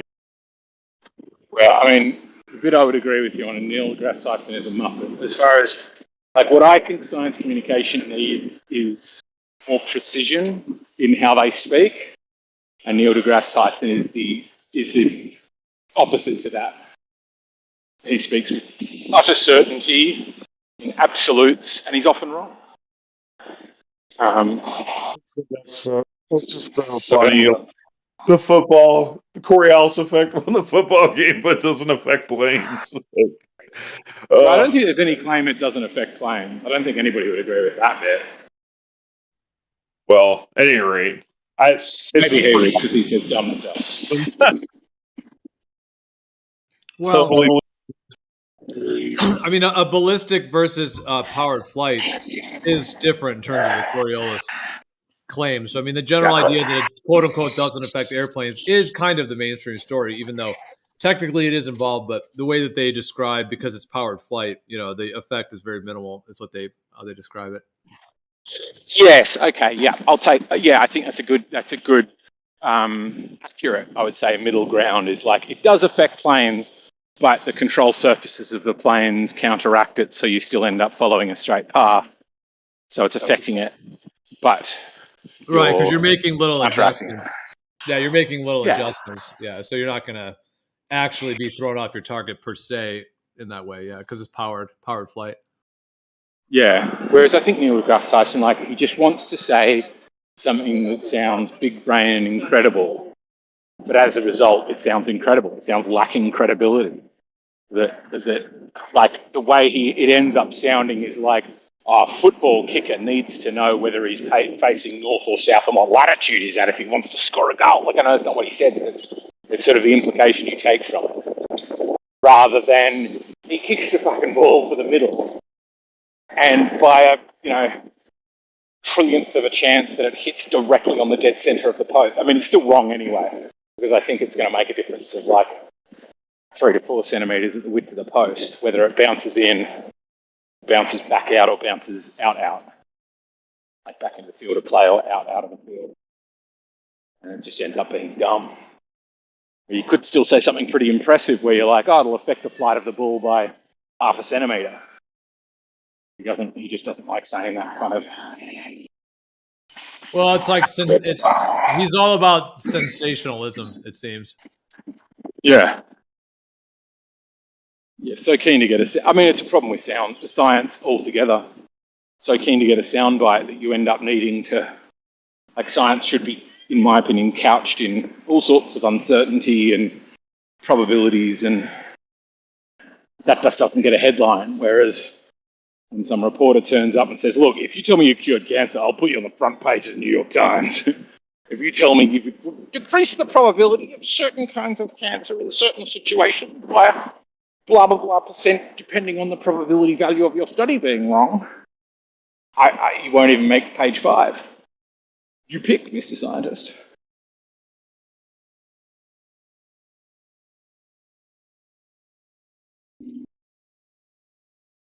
Hey, don't listen to that. Caused by the Earth's rotation that they can't detect. Well, I don't think that's accurate. I think it's eminently detectable in a number of ways. Yeah, I don't think so. But anyhow, linear laser interferometry would disagree with you, but that's fine. Isn't laser interferometry what Bob used to find a 15 degree an hour drift? Yeah, dude, you should check out Dayton Miller and Ruong Wang. It's pretty interesting. Well, what's that saying? Give us a cliff notes on Hawking.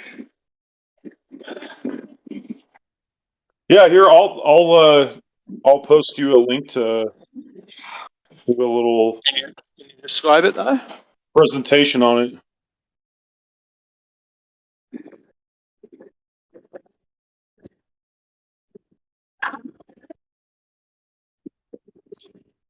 I love this one, the fields.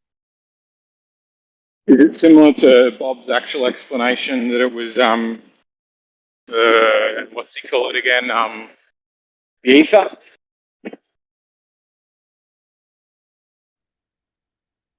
Well, what Dayton Miller discovered was that the measurements change with the seasons and the sun and altitude.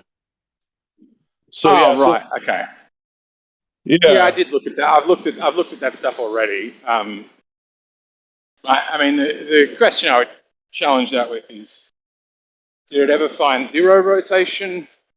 Did it ever find a north to south rotation? Did it ever find a west to east rotation? Or did it always find an east to west rotation, regardless of the orientation of the ring laser gyro? And there was only a discrepancy about the amount of that rotation. So if you're always, like, it's essentially going, like, if my speedometer always shows me speed when I am traveling, then it might be inaccurate, but it is still showing me something. That's not a good example, but I think you get what I'm saying. My understanding is when I last looked at those figures, it was always showing an east to west, and it still hovered, like at a scatter plot of where it is, still hovers around 15 degrees an hour.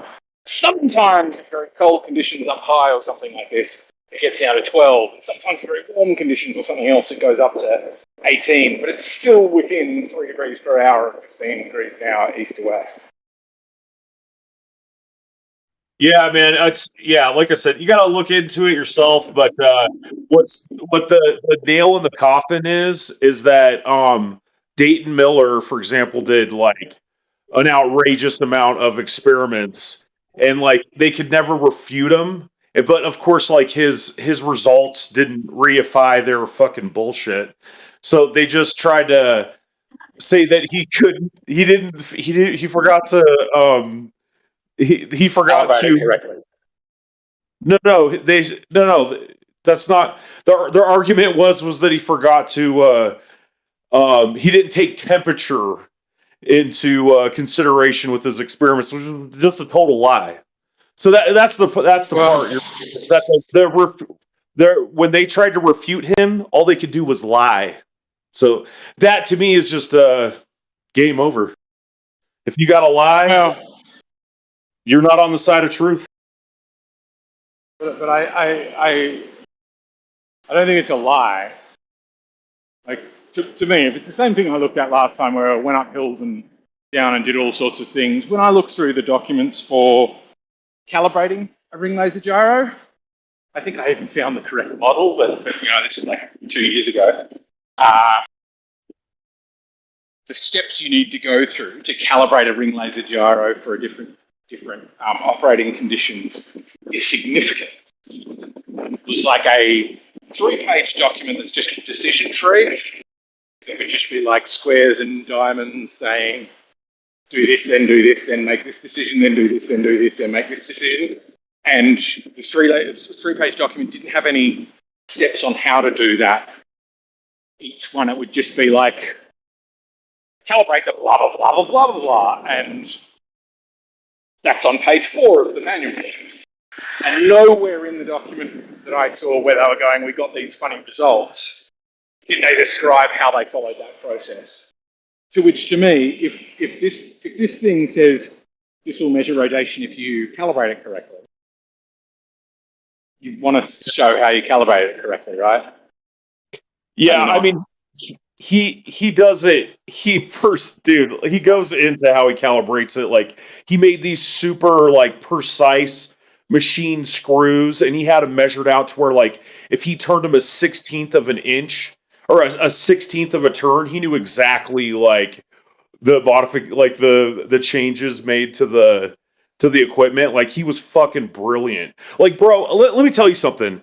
You know, I worked on I worked on an aqueduct, okay? And the fucking engineers today cannot get the aqueduct grade. Like, they cannot recreate the gradient that the old timers made in 1901 with all their modern day bullshit.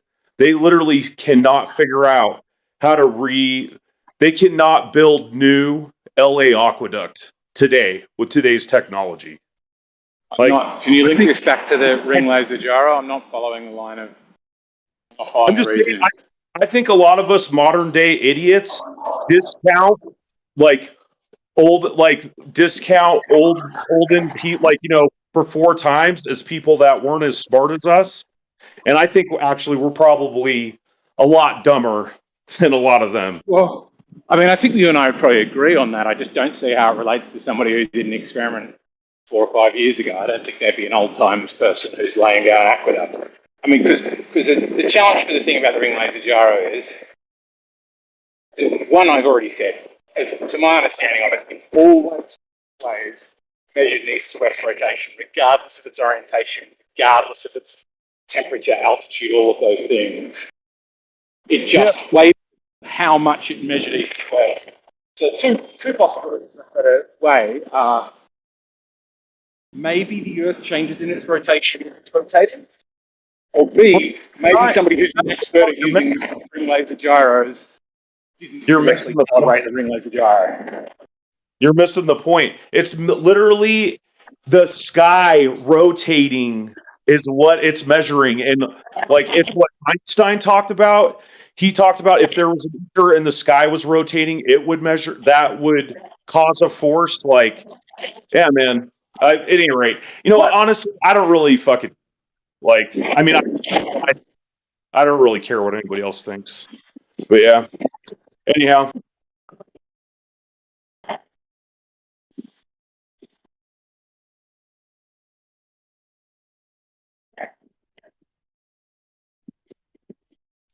It's there. I'll post Alan's presentation on it for anybody interested. Yeah, sure. Sounds interesting.